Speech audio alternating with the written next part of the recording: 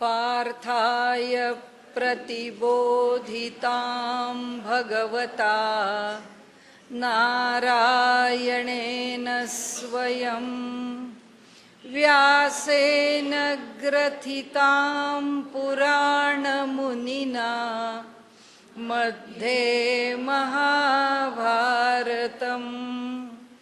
अद्वैतामृतवर्षिणीं भगवतीम् अष्टादशाध्यायिनीम् अम्ब त्वामनुसन्दधामि भगवद्गीते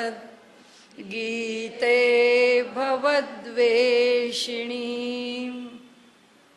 प्रपन्नपारिजाताय स्तोत्रवेत्रैकपाणये ज्ञानमुद्राय कृष्णाय गीतामृतदुहे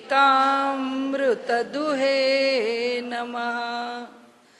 सद्गुरु प्रपन्नपारिजाताय स्तोत्रवेत्रैकपाणये ज्ञानमुद्राय कृष्णाय गीतामृतदुहे नमः। सद्गुरुं सच्चिदानन्दं केवलं करुणाकरं ज्ञानयोगेश्वरं वन्दे ज्ञानदेवं पुनः पुनः। काल एक प्रश्न विचारला होता की भक्ती आणि प्रेम याच्यामध्ये काय फरक आहे। काल आपल्याला विषय संपवायचा होता, कालचा विषय पण थोडा वेगळा होता, त्यामुळे काल काही मी त्या प्रश्नाचं उत्तर जे द्यायला वेळ मिळाला नाही म्हणून दिलं नाही। आज आता आपण सुरुवात करताना विषय बघूया, भक्ती आणि प्रेम यामध्ये काय अंतर आहे। वास्तविक पाहता नारदानी भक्तिसूत्रामध्ये भक्तीची व्याख्या करताना भक्तीला परमप्रेमरूपा असं म्हटलंय। त्याचं जे सूत्र असं आहे, सात्व अस्मिन परमप्रेमरूपा। म्हणजे ही भक्ती कोणती आहे? अद्वैत भक्ती आहे।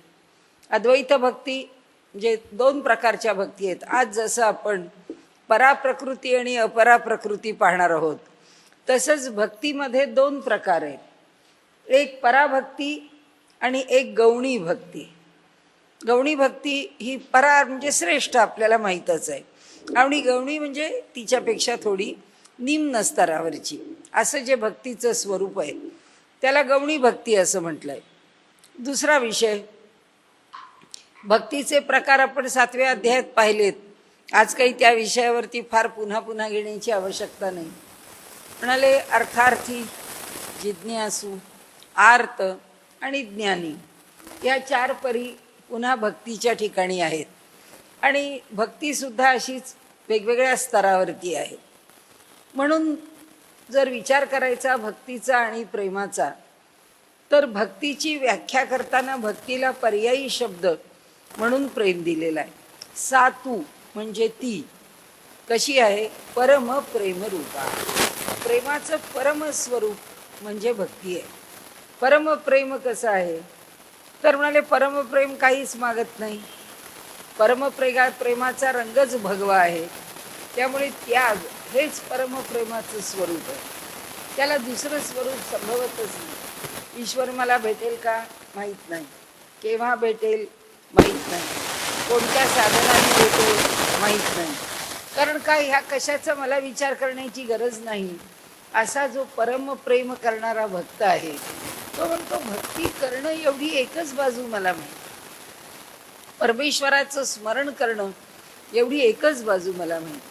जोपर्यंत भक्ती करून मला मोक्ष मिळावा, जोपर्यंत भक्ती करून माझी इच्छा म्हणजे त्याच्या ह्या सगुण रूपात दर्शन व्हावं, त्यांनी मला काही विशेष द्यावं, म्हणजे कुणी मागेल मला ज्ञान दे, कुणी मागेल मला प्रतिभा दे, कुणी सांगेल मला वैभव दे, कुणी सांगेल मला या जगामध्ये कीर्ती दे, यश दे, तुझ्या ठिकाणी तुझ्या चरणाशी तू मला ठेवून घे।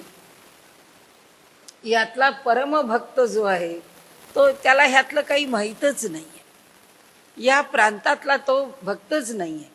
त्याला काही मागायचं असतं, भगवंताची भक्ती करायची आहे, म्हणजे त्याचा काही विनिमय आहे, त्याचा काही व्यापार आहे असं त्याला वाटत.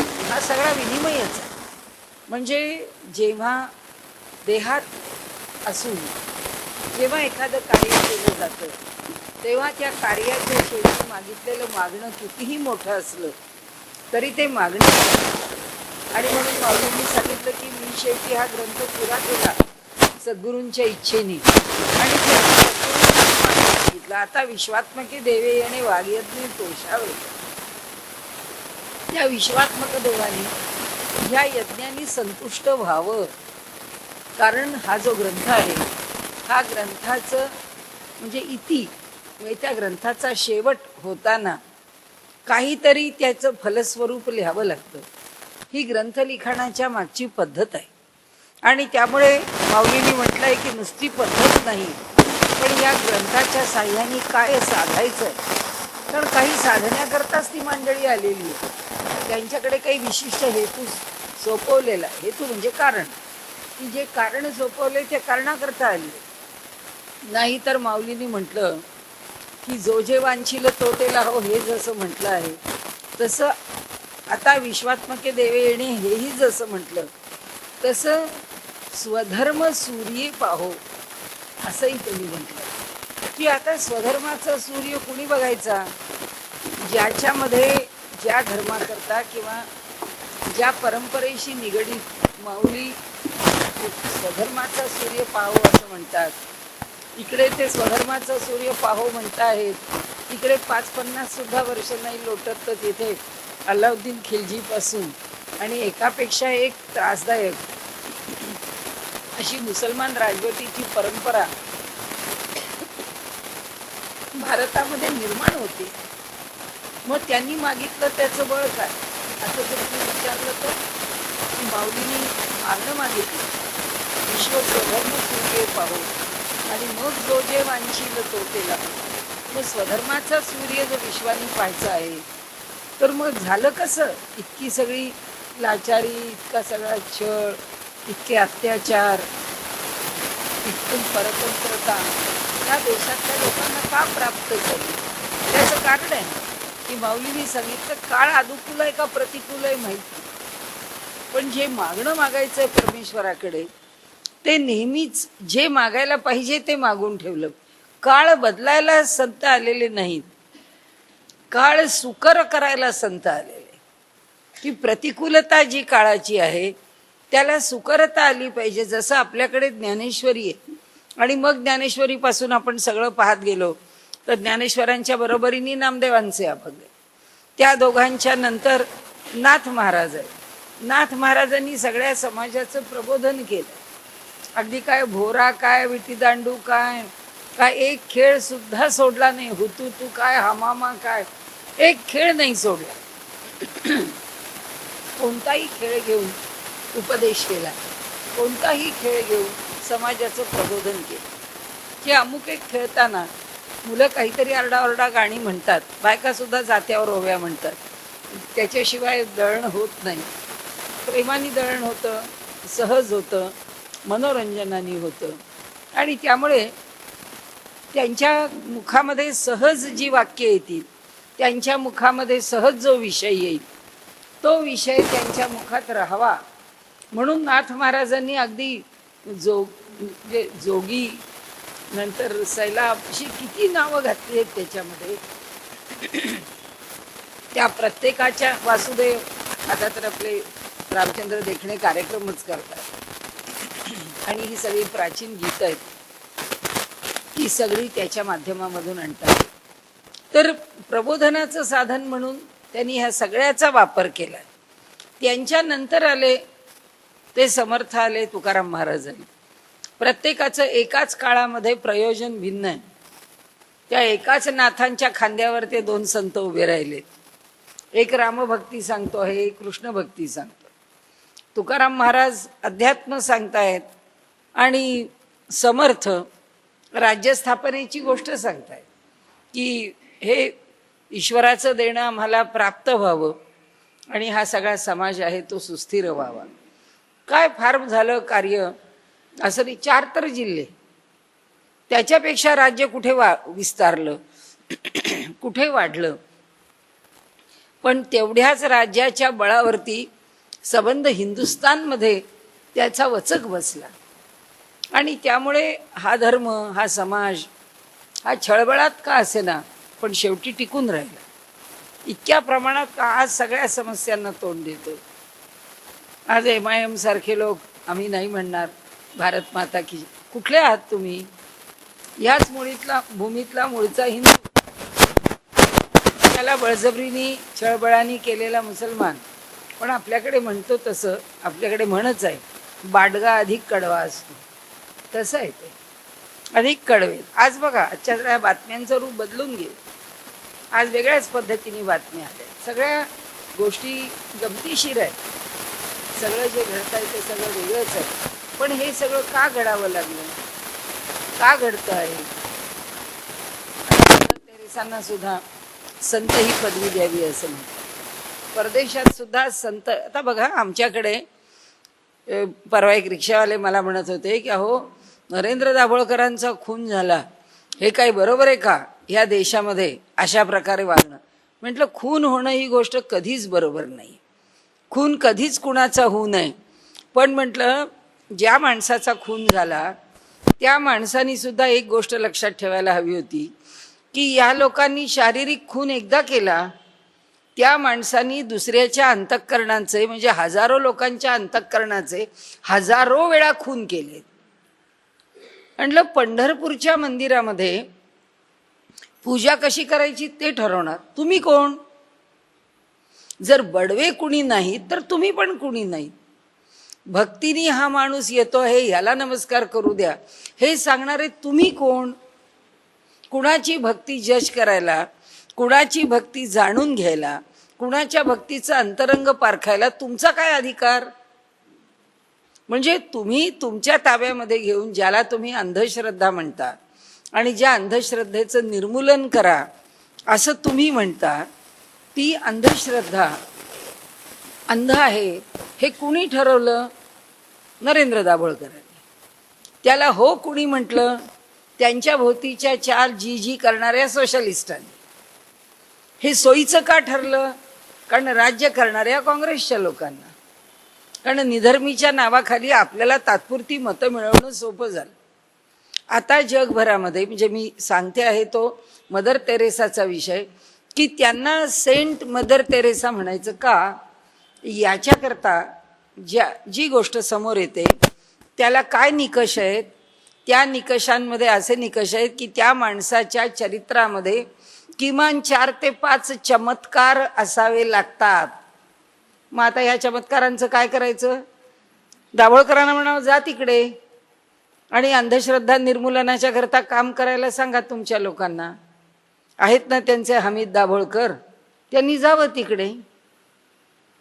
तुम्ही त्याच्यावरती का नाही आलं? टिप्पणी का नाही केली? आज एवढे दिवस झाले.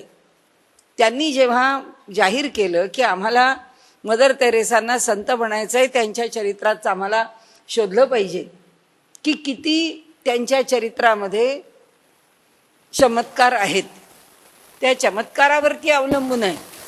म्हणजे त्या व्यक्तीच्या चरित्रामधल्या चमत्काराला मान्यता आहे.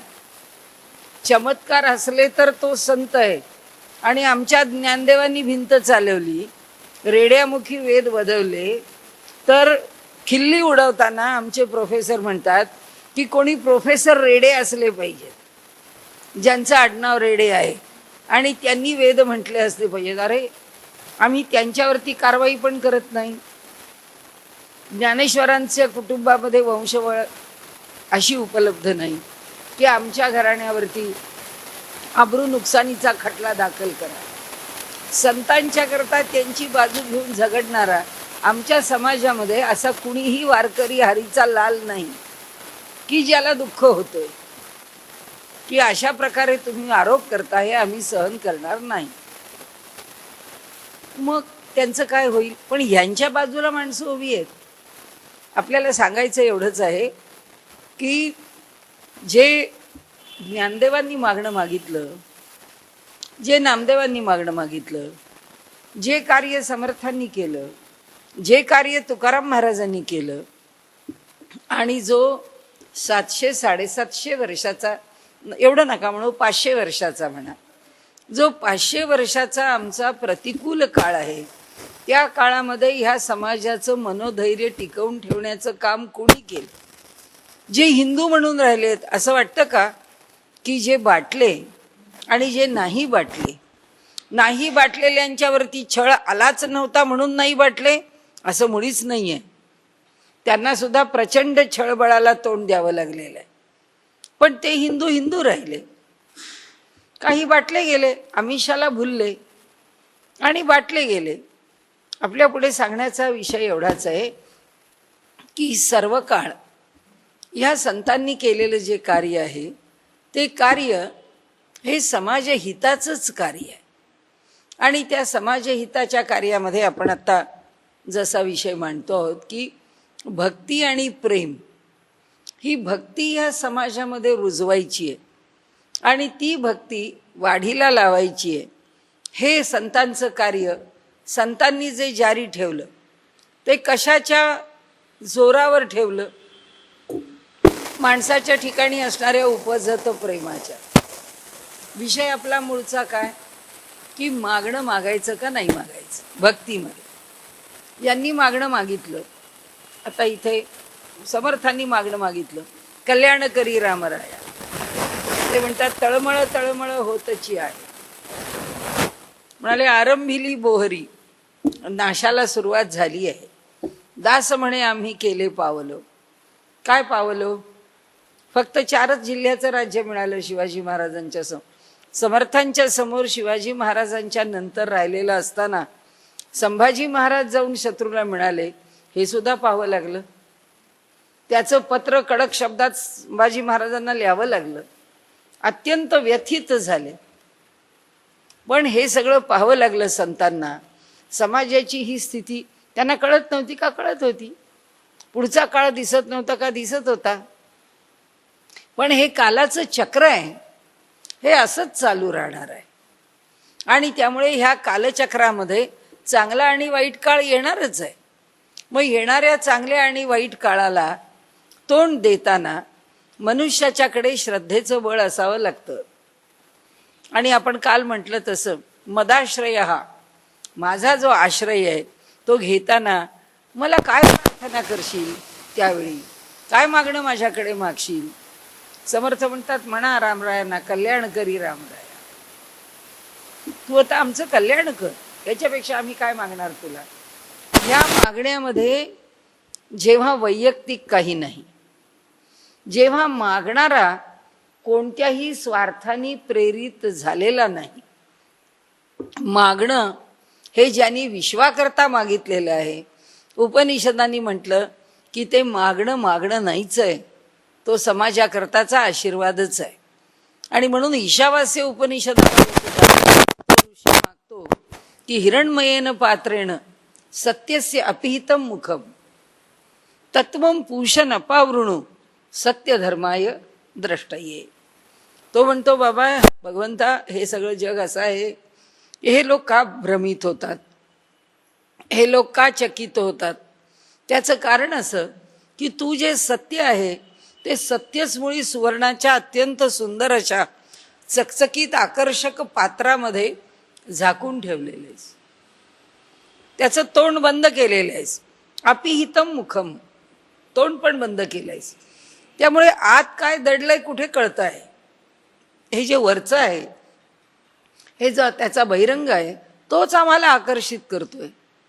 आणि त्याच्याच आकर्षणाला भुलून आता त्यातलं तरतम डावं उजवं काय आणि कसं आपण पाहतोय, कालपासून बघतोय. न्यायालयात काय चाललंय, बापले काय करतायत, चाललंय. जो तर आपल्या आपल्या बचावाची, हे काय आहे? हिरण्मयेन पात्रेण सत्यस्य अपिहितम मुखम. ते तोंड झाकण उघडायची तयारीच नाहीये. झाकण बंदच ठेवून ते चकचकीत कसं बरोबर आहे हेच सांगण्याची तयारी आहे. पण तेच कसं योग्य चाललंय, तेच कसं आम्ही योग्य केलंय, हे सुटका करण्याकरता मनुष्य जेव्हा बहिरंगामध्ये अडकतो आपल्याला त्याचा विषय नाही, आपल्याला मांडण्याचा एवढाच विषय आहे, मागणं सगळ्यांनी मागितलंय, मागणं संतांनी पण मागितलंय, मागणं भक्तांनी पण मागितलंय, मागणं साधकांनी पण मागितलंय की भगवंता आम्हाला जे पाहिजे आहे ते दे. एखाद्याचं मन चंचल आहे, एखाद्याचं काही सगळ्यांचं आहेच, पण एखाद्याला जाणवतं, तो ईश्वर शरण होतो आणि तो ईश्वराला म्हणतो भगवंता मनाला जरा शांत कर, मनाला जरा स्थिर कर. आता हे त्यांनी त्याच्याकरता काहीच मागितलं नाही, पण मागणं मागितलं. त्यामुळे ह्या भक्तीच्या खालच्या पायरीवर भक्तीचा विचार करतानाच मुळी दोन प्रकारांनी केला. एक शांडिल्य भक्ती सूत्र आहेत जी द्वैती आहे, म्हणजे समोर भगवंत आहे आणि आपल्या ज्या अडचणी आहेत त्या भगवंताला निवेदन करत राहायच्या आहेत. आणि मग भगवंता तू श्रेष्ठच आहेस, जसं मध्वाचार्यांनी म्हटलंय तसं की तू श्रेष्ठच आहेस, मी सामान्यच आहे, माझं सामर्थ्य कमीच आहे, तू मला सगळ्या प्रकारांनी सामर्थ्य दे आणि मला उभं कर. आणि ही तळमळ आहे, हे मागणं आहे, हे मिळावं अशी अपेक्षा आहे. म्हणजे प्रेमात मागितलं जातं, भक्तीत मागितलं जात नाही असं काही. प्रेमाला पर्यायी शब्द भक्ती आहे का? हो आहे, फक्त शेड डिफरन्स आहे, 19-20 आहे त्याच्यामध्ये. म्हणजे कसं की भक्ती आहे, भगवंताचीच भक्ती आहे, पण तरुण मुलगी आहे, लग्न होऊन सासरी गेली आहे, तर तिच्याबरोबर तिची आई तिला अन्नपूर्णा आणि बाळकृष्ण देते आणि तिला सांगते रोज ह्या अन्नपूर्णा बाळकृष्णाची तुला पूजा करायची. कशा करता? अन्नपूर्णा तिच्या प्रपंचाचं प्रतीक आहे. कारण आज लोक येणार आहेत घरी की ताबडतोब बाहेरून जेवण मागवलं, अशी गृहिणी असता उपयोगी नाही. ती अन्नपूर्णा आहे, ती स्वतः अन्नपूर्णा आहे. आणि ती केव्हा अन्नपूर्णा होईल, तिच्याकडे तो भाव केव्हा रुजेल? आमच्याकडचं सूत्र आहे शिवो भूत्वा शिवम यजेत, शिव होऊन शिवाची उपासना करावी. म्हणजे स्त्रीने अन्नपूर्णा व्हावं आणि अन्नपूर्णेची उपासना करावी. त्या अन्नपूर्णेच्या हातातली पळी बिचारी जन्मभरात कधी घासत नाही किंवा आईने दिलेली अन्नपूर्णा बिचारी बाहेर काढत सुद्धा नाही. काय उपयोग? काहीही पाहिजे तरी सगळे म्हणतात आमचे बंधुराज आमच्यावर प्रसन्न नाही, आम्हाला चितळे बंधू सगळं घरी देतात. कोणी म्हणतात आमचं एक्सटेंडेड किचन वैशाली आहे, आम्ही सकाळच्या चहापासून वैशालीत आणतो. मी आपल्याला पूर्वी सांगितलंय की नाही माहीत नाही, माझ्याच थोड्या मावस चुलत सासूबाई थोड्या लांबच्या, पण आपल्या आता काय सगळं मागे पडलेलं आहे त्यामुळे सांगायला काही अडचण नाही. त्या राहुरी युनिव्हर्सिटीच्या इंग्लिशच्या प्रोफेसर आणि रजिस्ट्रार होत्या. खूप मोठ्या पोस्टवर त्यांनी काम केलं, खूप त्यांचं नाव लौकिक होता. त्यांच्या घरामधला स्टोव म्हणजे अग्नी हा लोखंडाच्या कपाटात मधल्या लॉकरमध्ये कुलूप लावून ठेवलेला होता. घरात ओट्यावरती गॅस शेगडी काही भानगड नाही. घरात फक्त एक स्टोव आहे आणि घरात एक लोखंडी कपाट आहे, त्या लोखंडी कपाटात तो स्टोव आहे. घरात कोण बनवतं? आता ती मुलगी सासरी जाते आणि अन्नपूर्णा आहे म्हटलं, त्या अन्नपूर्णेचा उपयोग काय आहे? ही कधीच अन्नपूर्णा व्हायची नाही आहे. आपल्याकडे सगळे नियम आहेत, त्या नियमांमध्ये असंच आहे की हा नियम सांगतो की तू अन्नपूर्णा हो, अन्नम बहुकुर्वीत तद्व्रतम, अन्न भरपूर बनवावं आणि न विक्रय, अन्नाचा विक्रय करू नये, तद्व्रतम. त्यानंतर अन्नम न निंद्यात तद्व्रतम, अन्नाला नावं ठेवू नये. रोजच्या जाहिराती पाहिल्या मसाल्याची की मलाच वाईट वाटतं. म्हणतात की घरचे लोक ते येतात बाहेरून, काय घरात स्वयंपाक केला की म्हणते हे एवढं केलं, छे हे आमच्या काही चवीचं पसंत नाही आहे, आम्हाला काही आवडत नाही. ती म्हणते रोज रोज काय बनवू, की लगेच मैत्रिणी सांगते की MDHचे मसाले वापर, किचन किंगचे मसाले वापर. अरे रोज साधं सात्विक जेवण जेव असं मात्र म्हणत नाही. सांगण्याचा हेतू काय आहे की मनुष्य जी विचारसरणी स्वीकारतो तीच विचारसरणी त्याच्या जीवनाचा मार्ग बनवते, तीच विचारसरणी त्याला वे ऑफ लाईफ देते. म्हणून तिला सासरी जाताना गोपाल कृष्ण का? कारण तू जेव्हा कृष्णाची पूजा करशील, आता आपण आपल्या विषयाकडे येऊ, त्या कृष्णाची, त्या बालकृष्णाची पूजा करायला सांगितली आहे. त्या बालकृष्णाची पूजा का? कारण तिला हा प्रपंच तिला वाढवायचा आहे. या प्रपंचामध्ये तिला प्रकर्षेण जायते प्रजा उत्पन्न करायची आहे. तर ती प्रजा ज्यावेळी तिला प्राप्त होणार आहे किंवा ते कार्य ती जेव्हा करणार आहे, तेव्हा तिच्या अंतःकरणातला संस्कार हा त्या भगवान श्रीकृष्णाच्या म्हणजे त्याच्या बालकृष्णाच्या उपासनेमध्ये, त्याची पूजा करण्यामध्ये तिचं जीवन, तिचं मन हे त्याच्यातून घडत असतं. कारण तिला स्वाभाविक त्या लहान बाळकृष्णाची पूजा करताना जीवनातलं जे बालरूप आहे, बालकाचं रूप आहे, त्याचं तिला आकर्षण राहतं आणि ती त्याची पूजा करते. आता ही भक्ती तिला व्रत म्हणून 5 वर्ष करायला सांगितलेली आहे. आता हा भाव कोणता आहे? हा भाव वात्सल्य भाव आहे. तिच्याकडचा जो प्रेमभाव आहे तो भाव काही तत्वज्ञान आणि गोकुळातला कृष्ण म्हणून तो वल्लभाचार्यांचा कृष्ण म्हणून मी त्या अमुक एका तत्वज्ञानाशी निगडीत आहे म्हणून गोपाळ कृष्णाची भक्ती करते, नाही. ती वात्सल्य भावानी करते. ती कृष्णाला आपलं, ती माता आहे आणि कृष्ण तिचा पुत्र आहे. ह्या भावानी भक्ती करून तिला प्राप्त होणाऱ्या पुत्रावरती तिच्या मनातले स्वाभाविक संस्कार, आपण क्षेत्रज्ञ अध्यायावर येऊ तेव्हा आपल्याला कळेलच की ते स्वाभाविक संस्कार त्या बालकामध्ये पुढे जातात. त्या संस्कारांचा ज्याला आपण क्रमण म्हणतो, मातेकडून पुढे दिलं जातं. आता ही जी भक्ती आहे, ह्या भक्तीमध्ये काही हेतू आहे का? आहे. ह्या प्रेमामध्ये काही हेतू आहे का? आहे. उदात्त आहे का? हो आहे. पण लौकिक आहे. भगवंतावरचं प्रेम आहे, त्या प्रेमाच्या हेतूच्या मागे उदात्तता आहे. मग आता ती भक्ती आहे का प्रेम आहे? भक्ती आहे म्हटलं तरी चूक नाही. बालकृष्णाची भक्ती आहे असं म्हटलं तरी चूक नाही. म्हणजे मुलगी लहान आहे तोपर्यंत, ती मोठी झाली, वयाने खूप मोठी आहेत, खूप वय आहे, तरी सुद्धा बालकृष्णाचीच पूजा करायला आवडते, तर तो वात्सल्य भाव आहेच, तो जन्मभर आहे. कैकांना भगवंताची पूजा करताना जशी स्त्री आहे वात्सल्य भावानी मातृभावानी करते, तशी पितृभावानी पण केलेली, जशी वसुदेवानी केली आहे, जशी नंदानी केली आहे, कृष्णाचीच भक्ती केली आहे, पण पितृभावानी केलेली आहे. तो भाव पितृभाव आहे, हा भाव मातृभाव आहे. भाव कोणताच कमी नाही आहे. आता ह्या भावामध्ये भक्तीला ह्या एका विशिष्ट पद्धतीच्या प्रेमाचं अधिष्ठान आहे. कशाचं अधिष्ठान आहे ते? त्या प्रेमाला पुत्रवत अधिष्ठान आहे. मग पुत्रवत भक्ती करताना, पुत्र समजून भक्ती करताना त्या भक्तीला आपणच मर्यादा लावून घेतली.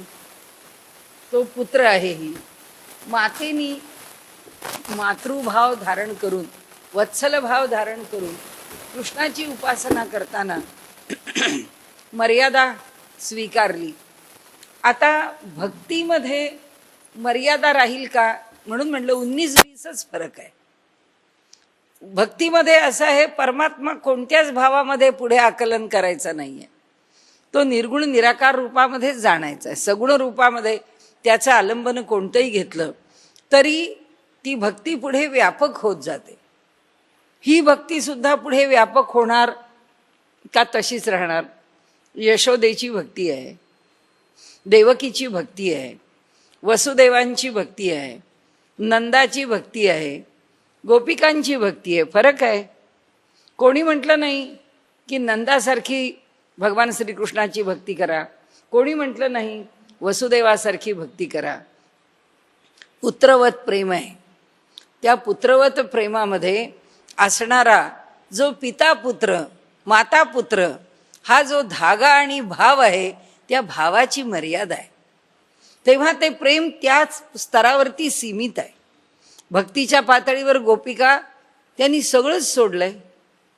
म्हणून कबीर म्हणतात, कबीर कबीर क्या कहे ज्या जमुना के तीर. आणि ते म्हणतात, एक गोपी के प्रेम में बह गए कोटी कबीर. म्हणले त्या गोपीच्या प्रेमाची तुम्ही काय तुलना करता? या जगामध्ये गोपिकांच्या सारखं प्रेम करणारं कोणी नाही. का नाही? कारण भक्ती कशी आहे, यथा व्रज गोपिकानाम. नारदांनी पुढचं सूत्र लिहिलंय की भक्तीची व्याख्या काय असावी, व्रजातल्या गोपिकांनी केलेल्या भक्तीसारखी. आता वर प्रेम म्हटलंय, परम प्रेम रूपा म्हटलंय, पण खाली यथा व्रज गोपिकानाम इक्वल टू भक्ती असं झालं ना, की ज्याप्रमाणे व्रजातल्या गोपींनी केली त्याला भक्ती म्हणावी, त्याला प्रेम म्हणावं असं म्हटलेलं नाही. भक्तीमध्ये जी व्यापकता आहे फार थोडा फरक आहे, कारण ते प्रेमच आहे. त्या प्रेमाशिवाय अन्य असतच नाही. नंतर प्रेम जे आहे त्या प्रेमाला मर्यादा नाही. इथे पण नाही, परम प्रेम रूपा, त्याही प्रेमाला मर्यादा नाही.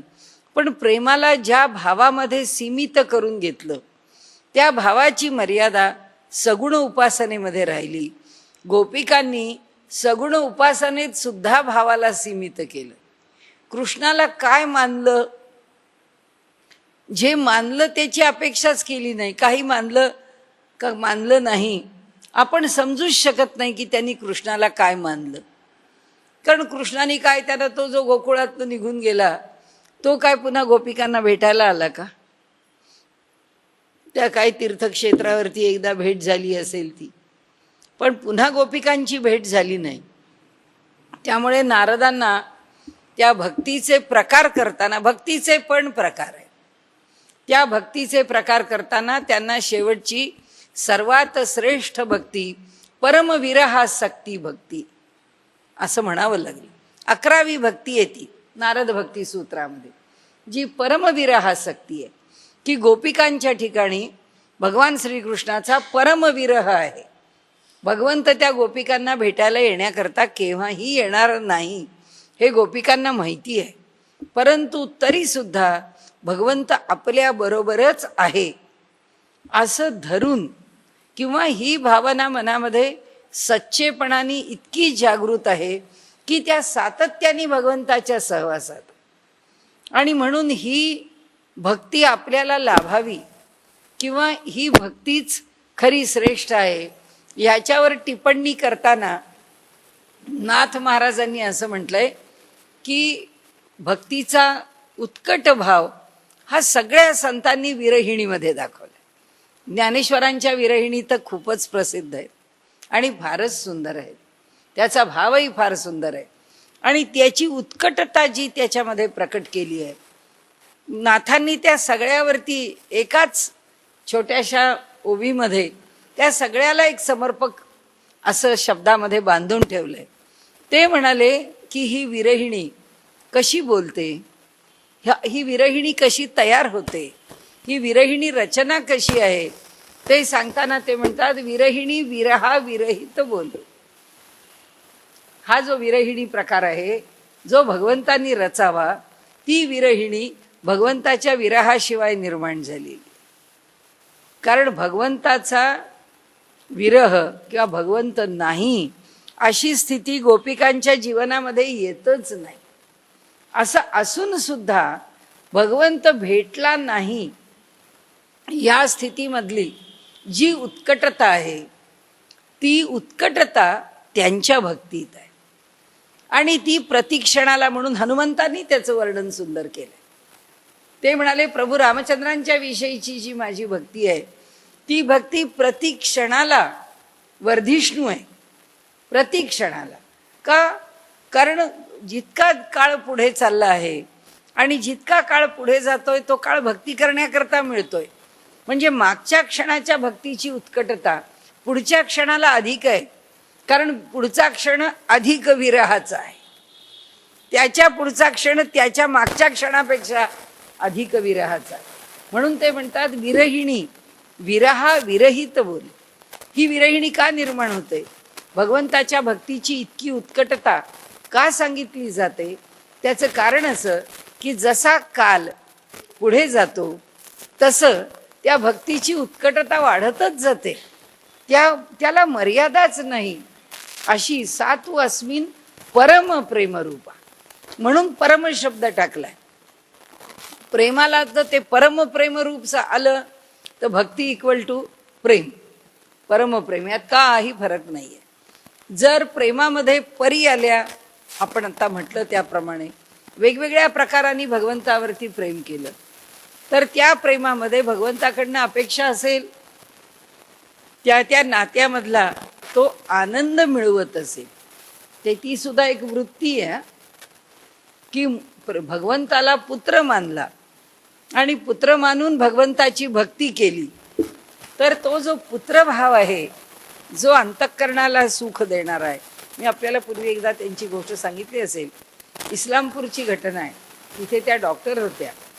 त्यांना सगळं आयुष्य आपलं मेडिकल प्रोफेशनला त्यांनी वाहून घेतलेलं होतं आणि त्यांचं स्वतःचं हॉस्पिटल होतं आणि त्यांना कृष्णाची खूप आवड होती.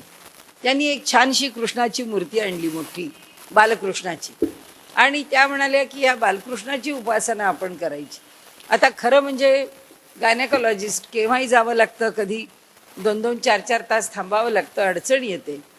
पण त्यांच्या घरात हॉस्पिटल असल्यामुळे त्या काही करून आपल्या बाजूनी त्या योजना करत असत. सकाळी उठलं की त्याला उठवायचं, उठ म्हणायचं, आंघोळ घालायची, कपडे घालायचे, त्याला खेळायला खेळणी द्यायची, सगळं त्या कृष्णाचं सगळं असं करायचं की जसं घरात एक वावरणारं मूलच आहे आणि ते मूल त्यांच्याबरोबर सतत वावरताय, विहार करताय, अशी धारणा. मी स्वयंपाकखोलीत आले, अरे झोपलाय की काय, अरे खेळताना कुठे इकडं पडला तर नाही ना, असं एक व्यवधान त्या भक्तीमध्ये. म्हणजे आपल्याला सांगते वृत्ती, ही वृत्ती त्या भक्तीत वात्सल्याची धरून ठेवलेली आहे. आता जेव्हा भक्ती व्यापक होते तेव्हा वृत्ती पण तिथे राहत नाही. म्हणून त्या वृत्तीला गवणी म्हणावं लागतं, त्या भक्तीला. म्हणून त्या प्रेमाला एका स्थानावर आणावं लागतं. आता ह्या बाई जर काय त्यांच्या दृष्टीने त्या बेबीला 3 तासांनी फिडिंग द्यायचं, म्हणजे कृष्णाला, की त्या 3-3 तासांनी त्याला दूध द्यायचं आणि म्हणायच्या कृष्णा तू पी, आता जेवला, घातलं, पोट भरलं ना, वगैरे वगैरे असं म्हणून मग त्या हॉस्पिटलमध्ये वर जायच्या, काम करायचे की पुन्हा 3ऱ्या तासाला हजर त्याला दूध देण्याकरता. एकदा जवळच्याच गावामध्ये त्यांना जावं लागलं डिलिव्हरी करता. वेळ रात्रीची होती, बाई अडलेली होती, म्हणून त्या तिथे गेल्या. त्यांच्याकडे त्यांचा भाचा होता. त्या म्हणाल्या आज अरे माझी एक अडचण आहे, आता माझ्या कृष्णाला रात्री दूध कोण पाजवेल, कारण आता मी काही नाही आहे, कारण त्याला दूध पाजवायला तर कोणी पाहिजे. आता तर मला काही त्याची सोय करता येत नाही, तू तेवढं काम कर, तू कृष्णाला तेवढं दूध दे. तो म्हणाला बरं देईन. आणि काय त्याची मित्रमंडळी आली, घरातलं होतं ते दूध मुलांनी संपवलं. रात्री काही दूध नव्हतं. तो म्हणाला बापरे काही दूध नाही आहे, आता आत्या तर सांगून गेली आहे. काय होतं ते बाटलीतलं थोडं दूध त्या कृष्णाच्या जवळ ठेवलं. त्यांनी झोपून गेला. झोपला तर रात्री 12 वाजले. आला ना तो कृष्ण आणि त्याला उठवायला लागला. म्हणाला उठ, मला दूध दे, मला भूक लागली आहे. तो म्हणला आता रात्रीतून मी दूध कुठून आणू, इथे काही जवळपास दूध मिळणार नाही. नाही म्हणला मला भूक लागली आहे, काही कर, मला दूध दे. तो म्हणाला माझ्याच जवळ थांब, आता तू मला झोपू दे. तो मुलगा गेला झोपून आणि मग त्याला जरा भीती वाटली. पहाटे 4-5 वाजले. तो म्हणला आता पहाट झाली आहे, चिक्कार पाऊस रात्रभर पडला, वादळ वारं, गावामध्ये पोल ते खांब काही पडले होते उन्मळून. नाही खेडेगावातलं ते इलेक्ट्रिक कनेक्शन्स यथाच ते पडलं खाली त्याच्या घराजवळचं. त्याला काहीच माहीत नाही, सगळा अंधार, गावात अंधार. हा मुलगा 4-4:30ला बाहेर पडला, त्या वस्तीत गेला आणि त्यांनी सांगितलं आता तुम्ही धारा जेव्हा काढणार असाल तेव्हा काढा, पण मला थोडंसं दूध द्या, आत्ता पाहिजे तर माझ्याकरता धार काढून मला थोडं दूध द्या. ठीक आहे म्हणाले. मग त्यांनी त्याला थोडं दूध दिलं. हा घेऊन आला घरी. ते दूध तापवलं त्यांनी, त्या कृष्णाला दूध पाजवलं आणि त्याला सांगितलं आता तू झोप बाबा, आता मलाही झोपू देन, तूही झोप, इतकी पहाटेची वेळ आहे. आणि 6 वाजता उठला आणि त्यांनी ते सगळा माहोल पाहिला. तर त्यात पडलेल्या तारांमधून शॉकनी गेलेली माणसं होती. ह्याच्या दारामध्ये त्या वायर ओपन होऊन त्याला शॉक येत होता. हा त्या पाण्यातून जाऊन आला, हा तसाच होता आणि याला काही त्रास झाला नाही. तो आल्यावर आत्याला म्हणाला आत्या या तुझ्या कृष्णानी मला बाहेर जायला पण लावलं आणि मला त्याची चुणूक पण दाखवली. म्हणाले रात्री तो मला उठवायला येतो. आता ही भक्ती कशी आहे बघा. ह्यालाच म्हणजे हे तर आत्ताचं उदाहरण आहे, रामकृष्णांच्या चरित्रातलं उदाहरण आहे. त्या ठिकाणी सुद्धा एकांच्याकडे बाळकृष्ण होता. रामकृष्णांच्या सहवासातल्या मंडळींनी त्या बाळकृष्णाला मागितलं. तो म्हणाला, हे माझं अगदी शक्यच नाही, मी या बाळकृष्णाला देणं, हे माझं भक्तीचं प्रतीक आहे. तर त्यांनी सांगितलं, नाही माझी खूप इच्छा आहे. ठीक आहे म्हणाले, थोडे दिवस तुमच्याकडे ठेवून घ्या. आणि म्हणून त्यांनी ते ठेवून घेतलं. हा असाच होता, त्याच्याबरोबर खेळायचा, त्या बाळकृष्णाला घेऊन फिरायचा. मग तो माणूस आला एके दिवशी, खूप छान त्यांनी त्या सगुण भक्तीचा एक आविष्कार त्यांच्या जीवनात दाखवला. तो आला आणि त्यांनी त्या बाळकृष्णाला घेतलं, उचललं आणि निघाला. तो बाळकृष्ण रडायला लागला, मला यायचं नाही म्हणून, मला ह्याच्याचकडे राहायचं आहे म्हणाला. आता काय करायचं म्हणाला, नाही चल माझ्याबरोबर चल. त्यांनी त्याला बळे बळे नेलं. एका नदीच्या किनाऱ्यावरती आले. हा बाळकृष्ण रडतो आहे खूप. तो वैतागला त्याच्या रडण्याला आणि त्या ओरडण्याला. म्हणाले, जा त्या पाण्यात तुला बुचकळतो, तुला बुडवीन त्याच्यामध्ये, असं धाक घातला. प्रेम आहे हे, वात्सल्यच आहे. म्हणजे त्याही प्रेमामध्ये कुठे कमतरता आहे असं नाही, पण माहीत नाही ह्याच्यापेक्षा त्याचं प्रेम उत्कट असेल. आणि यांनी त्या कृष्णाच्या मूर्तीला जेव्हा पाण्यात बुडवायला नेलं तेव्हा त्यांनी जो टाहो फोडला आणि त्यांनी सांगितलं की मला त्याच्याकडे तू सोडून दे, मला तुझ्याकडे राहायचं नाही. त्यांनी घेतली ती मूर्ती. ते आले तिकडे आणि फार सुंदर प्रसंग वर्णन केला आहे त्या चरित्रामध्ये. म्हणाले, ती बालकृष्णाची मूर्ती त्याच्याकडे राहिली नाही. आता हे जे प्रेम आहे, या प्रेमाला एक वृत्ती धारण केली आहे, जी वृत्ती वात्सल्याची आहे. त्या वृत्तीत तो अडकला का अडकला नाही हे भगवंत ठरवेल. त्या वृत्तीत आसक्ती राहिली का राहिली नाही हे भगवंत ठरवेल. पण एका वृत्तीने जेव्हा भगवंतावर प्रेम केलं जातं आणि ती वृत्ती जेव्हा त्या प्रेमाला सीमित करते, तेव्हा काय होतं, प्रेम हे भक्तीपेक्षा थोडं गौण ठरतं. थोडं ती वृत्ती सामान्य नाहीच आहे, पण तरीसुद्धा त्या वृत्तीचं एक बंधन येतं. भक्तीमध्ये गोपिकांनी हे कोणतं बंधनच शिल्लक ठेवलं. त्या कोणत्या बंधनात पडल्याच नाहीत. त्यांना कोणती मर्यादा स्वीकारावी लागलीच नाही, किंबहुना त्यांच्या अंतःकरणाने ती कधी स्वीकारलीच नाही. त्या कृष्णशरणच होत्या. आपल्याला तर माहीतच आहे रासलीलेचा प्रसंग, की भगवंत त्या कुंजवनामध्ये जेव्हा ती मुरली वाजवत राहतो, शरद पौर्णिमेची रात्र आहे आणि ते सगळं स्वर ऐकल्याबरोबर गोपिका म्हणतात की भगवंतानी मुरली वाजवली आहे, आपल्याला जायचं आहे. घरातली कामं भरा भरा भरा भरा उरकून त्या सगळ्या गोपिका जाण्याच्या नादात असतात. एकमेकींना हाका मारतात, एकमेकींच्या बरोबर निघतात आणि त्या कुंजवनामध्ये जाण्याकरता लगबग करतात. एकीच्या घरी येतात. ती म्हणते, काय करावं, माझ्या घरून माझी काही सुटका नाही आहे, कारण मला पर्यायी व्यवस्था काही करता येत नाही, मी काही येऊ शकत नाही, तुम्ही जा पुढे. ठीक आहे म्हणतात. त्या सगळ्या पुढे जातात. त्या कुंजवनात आल्यानंतर भगवान श्रीकृष्णाला भेटतात आणि भेटल्यावर सांगतात की ती गोपिका काही येऊ शकली नाही. भगवंत म्हणाले, ती तुमच्या सगळ्यांच्या आधी इथे आली आणि ती मला भेटली. म्हणाले, अशी कशी भेटली? भगवंतांनी सांगितलं, तिने तिचा देहच सोडला. ती भगवंताच्या भेटीकरता देह टाकला. देहाची मर्यादाच नव्हती. भगवंताची भेट अधिक महत्वाची. म्हणजे हे जे सगळं आहे, या भक्तीचं रूप सर्व प्रकारच्या त्यागाला सिद्ध आहे. आणि त्याला त्यांनी म्हटलंय की समत्तो भवती, की त्या भक्तीमध्ये, त्या भक्तीच्या नशेत तो चूर असतो. मत्त शब्दच वापरलाय, की एखादा मद्यपी जसा दारू पिऊन धुंद होतो, तशी ह्या भक्तीची मस्ती आहे. आणि म्हणून संत सुद्धा वर्णन करताना, हमन है इश्क मस्ताना, हमन को होशियारी क्या, रहे आजाद या जग में, हमन को बेकरारी क्या, जो बिछुड़े है प्यारे से, भटकते दर बदर फिरते, हमारा यार है हम में, हमन को बेकरारी क्या. ते म्हणाले, हो आमचा परमेश्वर आमच्या हृदयात आहे. आम्हाला आम्ही जगात असलो काय आणि नसलो काय, आमचा कशाशीच संबंध येत, आम्ही कशातच अडकत नाही.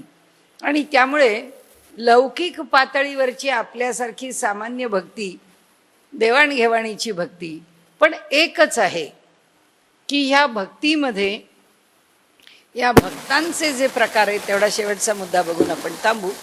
या भक्तांच्या प्रकारामध्ये जिज्ञासू भक्त आहे की जिज्ञासा म्हणून ह्या भक्तीला जाणून घ्यायचा प्रयत्न करतो. तसं प्रेम जिज्ञासा म्हणून करता येत नाही. प्रेमाच्या ठिकाणी जिज्ञासा हा विषय नाही की चला बघूया उत्सुकता म्हणून प्रेम करू, ते प्रेम उत्पन्न झालं पाहिजे.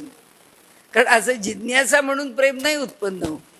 आणि त्यामुळे तुकाराम महाराजांनी म्हटलंय, सर्व कळा शिकवोनी.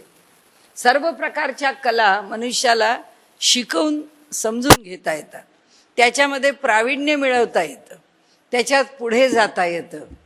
साधना मार्ग आहे योगाचा, त्या मार्गामध्ये योगाचा अभ्यास करत राहिला की एक एक टप्प्यानी त्या अभ्यासाबरोबर तो मार्ग फलित होतो आणि तो मार्ग भक्ताला पुढे पुढे नेतो.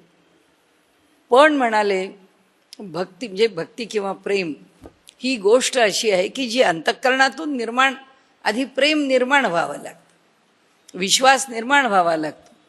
तर ते प्रेम निर्माण होणं जे आहे, प्रेम कळा शिकवोनी न ये. ते म्हणाले प्रेमकला ही अशी नाही आहे की जी शिकवल्यामुळे प्राप्त होते. मनुष्य जप करत राहिला, अखंड जप करत राहिला, अखंड साधन करत राहिला, अखंड अनुष्ठान करत राहिला, तर त्याला दैवत शब्द वाईट आहे पण तोच अधिक चपखल, त्याला दैवत वश होत. कारण का, तर तो अधिदैवताच्या पातळीवर फक्त उपासना करतो, तो आध्यात्मिक पातळीवर करत नाही. याचं उत्तम उदाहरण कोण? रावण. रावणाने ते मिळवण्याकरता त्या मंत्राची साधना करून त्याचा फायदा, किंवा त्याला जे वश करायचं होतं त्यांनी 10 रुद्रांना वश केलं ना. महादेवाच्याकडे 11 रुद्र शक्ती आहेत, त्यातल्या 10 रुद्र शक्ती रावणाने प्राप्त करून घेतल्या. त्याचं प्रेम होतं माहीत नाही. प्रेम असतं तर भगवान श्रीकृष्ण नाही म्हणत मी, आपले भगवान शंकर हे त्याच्या मृत्यू करता हनुमानाचा अवतार घेऊन आलेच नसते. कारण त्यांना माहीत होतं ह्याची उपासना कुठपर्यंत आहे, त्या मंत्राच्या सामर्थ्यात आहे की किती 1.25 लाख, 1.25 कोटी, 10 लाख, 20 लाख, 25 लाख, 1.25 काय जे असेल ते आणखीन त्या प्रमाणाने हा तो जप करणार, त्या जपाचं अनुष्ठान करणार आणि त्याचं फल मिळवणार. तर हे जे अनुष्ठान आहे, हे अनुष्ठान मनुष्याला असं पुष्कळ पुढे नेतं. म्हणजे त्याची प्रगती कशी होते, सामर्थ्य वाढत जातं. तो काय मिळवतो, शक्ती सामर्थ्य मिळवतो. तो ईश्वराची कृपा नाही मिळत, तो स्वतःला सबल बनवून घेतो. तो म्हणतो माझ्या वाणीमध्ये सामर्थ्य प्राप्त झालं, माझ्या हातामध्ये सामर्थ्य आहे, माझ्या विचारांमध्ये सामर्थ्य आहे, म्हणजे माझ्या संकल्पाला शक्ती आहे. मी संकल्प करतो आणि तो खरा होतो. कारण का, त्याच्या मागे एवढ्या तपाचं बळ आहे. पण तप जे आहे तेही याच्यात नष्ट होतं, त्याच्यात भगवंताचं प्रेम नाही उत्पन्न होत. म्हणून तुकाराम महाराज म्हणतात प्रेम उत्पन्न होणं हे पुष्कळ जप केला. समजा जय जय रामकृष्ण हरी हा जप आहे, तर हा दशाक्षरी जप आहे. राम कृष्ण आणि हरी 2 2 2 आणि जय जय 6 4 10. समजा 10 लाख 10 कोटी असा जप केला. मग आता ह्या 10 लाख जपातला 1 लाख जप झाला की परमेश्वराच्या विषयी 10% प्रेम निर्माण व्हायला पाहिजे. 2 लाख झाला की 20% प्रेम होत नाही, असं काही होत नसतं. आणि म्हणून तुकाराम महाराज म्हणतात की प्रेम उत्पन्न होणं ही गोष्ट फार वेगळी आहे. तसंच त्या भक्तीचं आहे. पण भक्तीमध्ये कसं आहे, आत्ता आपण जो मुद्दा घेतला तो की जिज्ञासा म्हणून भक्ती करतो. आणि हा बघू बरं, जिज्ञासा म्हणून हा जर एखाद्या मंत्राचा जप करायला लागला तर जिज्ञासा म्हणून त्याला प्रेम नाही मिळणार. हा जिज्ञासेने भक्ती करायला जातो. त्याला भक्ताला जिज्ञासा हा विषय दिला.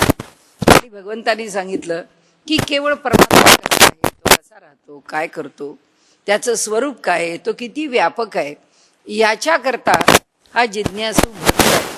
आता म्हणून म्हटलं भक्त आणि प्रेम ह्याच्यात शेड डिफरन्स आहे, काही मोठा फार फरक नाही आहे. पण मला भगवंताची भक्ती करण्याकरता प्रेम मिळवायचं आहे तर तो इकडे येऊ शकत नाही. प्रेम ही गोष्ट अंतःकरणातून ईश्वराच्या कृपेनीच प्राप्त व्हावी लागते.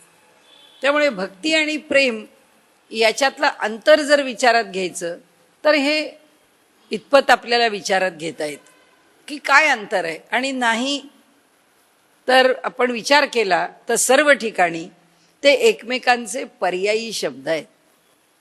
प्रेमाला भक्ती म्हटलं तर काही बिघडत नाही, भक्तीला प्रेम म्हटलं तरी काही बिघडत नाही. त्यामुळे प्रेम व्यवहारात सगळं वेगळं आहे. हे आपण काही व्यवहाराचा विषय नाही घेतला. व्यवहार आपल्या भाचीवर प्रेम आहे, व्यवहारात आपल्या मावशीवर प्रेम आहे, व्यवहारात आपल्या आईवर प्रेम आहे, व्यवहारात आपल्या मुलांवर प्रेम आहे. सगळ्यात फरक आहे. त्या प्रत्येक प्रेमामध्ये आपण किती भाची जवळची असली तरी नाही नाही हे मी माझ्या मुलीकरता ठेवलं आहे, फरक आहे. मुलगी आणि भाची एक वाटत नाही. त्या मुलीचं प्रेम वेगळं आहे, भाचीवर करायचं प्रेम आणि व्यवहार वेगळा आहे. व्यवहारातलं प्रेम सीमितच आहे, ते अर्थार्थीच आहे. ते असो, पण प्रेम आणि भक्ती हे शब्द शेवटी बोलायचं तर एकमेकांना पर्यायी आहेत का? हो आहेत. जे परमत्यागी श्रेष्ठ प्रेम आहे ते भक्तीपेक्षा वेगळं नाही. आणि प्रेमाने भगवंताची भक्ती केली आणि ते प्रेम करताना त्याचे भाव बदलले की त्या त्या भावाच्या वृत्ती अंतःकरणात राहतात. त्या वृत्तीची मर्यादा जर ओलांडता आली तर ते परमप्रेम होतं आणि ते परमप्रेम ती श्रेष्ठ भक्तीच असते. त्यामुळे प्रेम आणि भक्ती याच्यात एक थोडा फरक आहे, बाकी काही नाही. आता आपल्याला बघायचा आहे तो आपला 7वा अध्याय. या 7व्या अध्यायामधल्या काही संकल्पना ज्या आहेत त्या संकल्पना आपल्याला बघायच्या आहेत. त्यामध्ये एक संकल्पना त्यांनी जी आपल्याला माऊलींनी सांगितली आहे त्या पद्धतीने आपल्याला पुढे जायचं आहे.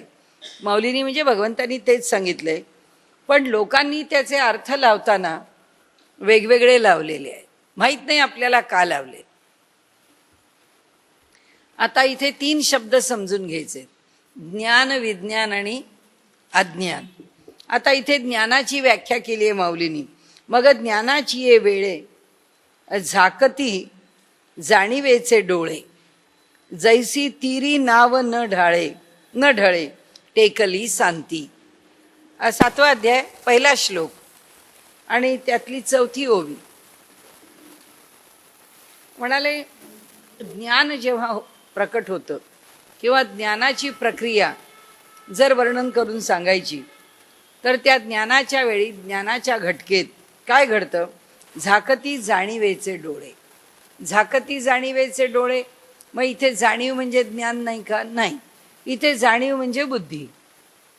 ते ज्ञान होताना बुद्धीचे डोळे झाकतात म्हणजे बुद्धी बाजूला जाते, बुद्धीला काही कार्य तिथे उरत नाही. जैसी तिरी नाव न ढळे टेकली सांती. जसे किनाऱ्याला येऊन नाव एकदा टेकली तिथे उभी राहिली तर आता नाव पुढे कुठे जाणार? किनारा सोडून लगेच नाव, ते काही जेम्स बॉन्डची गाडी नाही आहे की रस्त्यावर चालते आणि लगेच पाण्यात पोहायला लागते की लगेच आकाशात उडायला लागते. अशी तर काही नाव नाही आहे. ती नाव जी आहे ती एकदा किनाऱ्याला लावून ठेवली की तिथून तिला पुढे प्रवास नाही, थांबली. तशी जी जाणीव आहे त्या जाणीवेचे जे डोळे आहेत ते काय होतात? झाकती जाणीवेचे डोळे. ते झाकलेले आहेत. म्हणजे त्या बुद्धीला आता बघायचं नाही आहे, आता विचार करायचा नाही आहे. म्हणजे हे जे ज्ञान आहे हे ज्ञान बुद्धिगम्य नाही, हे ज्ञान बुद्धीच्या पलीकडचं आहे. तैसी जाणीव जेथ न रिघे. त्याचबरोबर जिथे जाणीव पोचू शकत नाही, विचार मागुता पाऊली निघे. जिथे विचाराला पोचायला जागा नाही, यतो वाचो निवर्तन्ते अप्राप्य मनसासह. अंतःकरणात निर्माण होणाऱ्या विचारालाही पोचता येत नाही, लौकिक वाणीलाही पोचता येत नाही. तर्कू आयणी नेघे. म्हणाले ह्या ठिकाणी तर्काचं चातुर्य सुद्धा काही उपयोगाला येत नाही. अंगी जयाचा अर्जुना तया नाव ज्ञान, ही ज्ञानाची व्याख्या आहे. म्हणजे 7व्या अध्यायात ज्या गोष्टी आपण लक्षात ठेवायच्या आहेत त्यातल्या या व्याख्या लक्षात ठेवायच्या. कोणतंही पुस्तक वाचताना आपल्याला जर वेगवेगळ्या व्याख्या बघायला मिळाल्या, आपली श्रद्धा ज्ञानेश्वरांवर असेल तर हीच व्याख्या प्रमाण मानायची, नाहीतर आपल्याला ज्याच्याविषयी श्रद्धा आहे त्याची व्याख्या प्रमाण मानावी. आणि म्हणून त्यांनी इथे सांगितलं की ज्ञान ही गोष्ट अशी आहे की जे अतींद्रिय ज्ञान आहे, जे अलौकिक ज्ञान आहे. आणि म्हणून येर प्रपंचू हे विज्ञान, इथे पण वेगवेगळे अर्थ केलेत. लौकिकामध्ये असणारे जे सगळे विषय आहेत त्या विषयांचं आम्ही प्राप्त करून घेतो ते जे ज्ञान आहे त्या ज्ञानाला प्रपंच विज्ञान असं म्हटलेलं आहे. ते प्रपंचाचं ज्ञान आहे. म्हणजे अगदी स्कूटर बनवणं, स्कूटर दुरुस्त करणं, स्कूटरचे बाकी काही गोष्टी की ज्या मशिनरी कशी आहे, त्याच्यामध्ये आम्ही काय वापरावं, आम्हाला जर डिझेलला पर्याय पेट्रोलला पर्याय आणखीन काही, कशाला पर्याय आणखीन काही, जर आम्हाला शोधत जायचे, जसा हा CNG पर्याय आहे प्रत्येक गोष्टीला, हा पर्याय ज्याला शोधायचा आहे त्याच्या संबंधाने समग्र ज्ञान, त्याच्या संबंधाने त्या ज्ञानाचं संशोधन सगळं जे काय असेल ते. आणि मग मेकॅनिक म्हणतो की मला एवढं नाही, माझ्याकडे करा दुरुस्त, पण तो चांगला आहे, त्या मेकॅनिककडे न्या, तुमची स्कूटर एकदम, तुमची मोटरसायकल एकदम छान होईल, तो चांगलं दुरुस्त करून देईल. असा अर्थ काही लोक लावतात की विशेष ज्ञान म्हणून विज्ञान. इथे स्पष्ट सांगितलं आहे प्रपंच ज्ञान म्हणजे विज्ञान. ईश्वराच्या विषयी, परमात्म्याविषयी, परब्रह्माविषयीचं ज्ञान म्हणजे ज्ञान, जे अलौकिक आहे. साधं सोपं आहे, पण तरीसुद्धा मनुष्याला जी व्याख्या पटेल ती ज्यांनी जे काही त्याच्यावरती वक्तव्य केलं असेल ते आपण बघावं. तेथ सत्यबुद्धी. आता कशाच्या ठिकाणी? प्रपंचाच्या ठिकाणी सत्यबुद्धी. हे काय आहे? हे अज्ञान. म्हणजे प्रपंचातली प्रत्येक गोष्ट जेव्हा मनुष्याला सत्य वाटते की नाही हे जाणून घेतलं पाहिजे, जाणून सगळ्यांनाच घ्यायचंय, सगळ्यांनीच घ्यावं, पण ते जाणलं हे अंतिमतः नाही, हे शाश्वत ज्ञान नाहीच आहे. आपण म्हणतो ना, आज आपल्याकडे पहिल्यांदा कॅसेट्स होत्या, आता काय करायचं कॅसेट्सचं? पोत्यांनी कॅसेट्स आहेत, करणार काय त्या कॅसेट्सचं? त्याच्यानंतर CD झाल्या, आता काय MP3 आल्यावर CDचं काय करायचं? टेक्नॉलॉजी बदलत चालली की एक एक मागची गोष्ट मागे पडत चालली. म्हणजे प्रपंचामध्ये ज्याचं ज्ञान घेतलं, जो मनुष्य ज्या कार्यामध्ये अधिक कुशल झाला, त्या माणसाला जर त्या प्रकारची मशिनरीच वापरण्याची हे राहिली नाही, आवश्यकताच उरली नाही, तर तो म्हणेल आता या वयात. आता साधी गोष्ट मी आपल्याला व्यवहारातली सांगते. आज त्यांना माझ्या ओळखीच्या मुलीबद्दल सांगत होते, ती तनुजा देशपांडे. तिने मला सांगितलं की आम्ही जे सगळे इन्व्हेस्टमेंट्सच्या मध्ये छोटे मोठे इन्व्हेस्ट करणारे लोक आहोत, किंवा पोस्टाची इन्व्हेस्टमेंट आहे, आणखीन कशाच्या इन्व्हेस्टमेंट्स आहेत, आम्ही करतो. पण आता मोदी सरकार आल्यानंतर गोष्ट कॉम्प्युटराईज करण्याच्या नादामध्ये ते कॉम्प्युटरायझेशन इतकं त्यांना गुंतागुंतीचं झालंय, आणि त्या जागेवर बसलेल्या लोकांना ते करता येत नाहीये कॉम्प्युटरवरती. ते ट्रेनिंग घेऊन सुद्धा ते फ्रेंडली होत नाहीयेत त्या मशीनशी. गोंधळ किती चालला आहे, कुणाच्या नावावरचे पैसे कुणाच्या नावावर जमा होत आहे. आणि त्या म्हणाल्या आम्हाला पोस्टात बसून आपल्या म्हणजे जो कस्टमर आहे किंवा इन्व्हेस्टर आहे त्याचं डोळ्यात तेल घालून पाहावं लागतंय, कारण कुणाच्या नावावर जर चुकून पैसे गेले त्यांनी पटकन काढून घेतले तर मग आली ना आपली पंचायत की ती कुणाची कुणाकडे गेली, हे तर आणखीन दुसराच घोळ आहे. तर सांगण्याचा हेतू असा आहे की टेक्नॉलॉजी बदलली की ते ज्ञान मागे पडतं. म्हणजे प्रपंचाचं ज्ञान विशेष ज्ञान आहे का म्हणावं का? ज्या बाईला चुलीवर उत्तम स्वयंपाक करता येत होता ती शहरात आली तर ती बाई म्हणे तुमचं मायक्रोवेव्ह वगैरे आम्हाला जमत नाही बरं, हे असलं काहीतरी आम्हाला सांगू नका. हे आम्हाला धडधड धडधड चूल पेटवली आणि त्याच्यावरती बसलं तिकडे खाली मांडी घालून, तुमच्यावर काही स्टूलावर बसा, त्या ओट्यावर. त्या ज्या जुन्या काळच्या बसून स्वयंपाक करणाऱ्या बायका आहेत त्यांना ओट्यावर उभं राहून स्वयंपाक करता येत नाही, त्या ओट्यावर पण बसतात आणि ओट्यावर बसून आरामात पोळ्या करतात. टेक्नॉलॉजी बदलली तरी सवय बदलली नाही. नवीन टेक्नॉलॉजीशी मनुष्य जुळून घेऊ शकत नाही.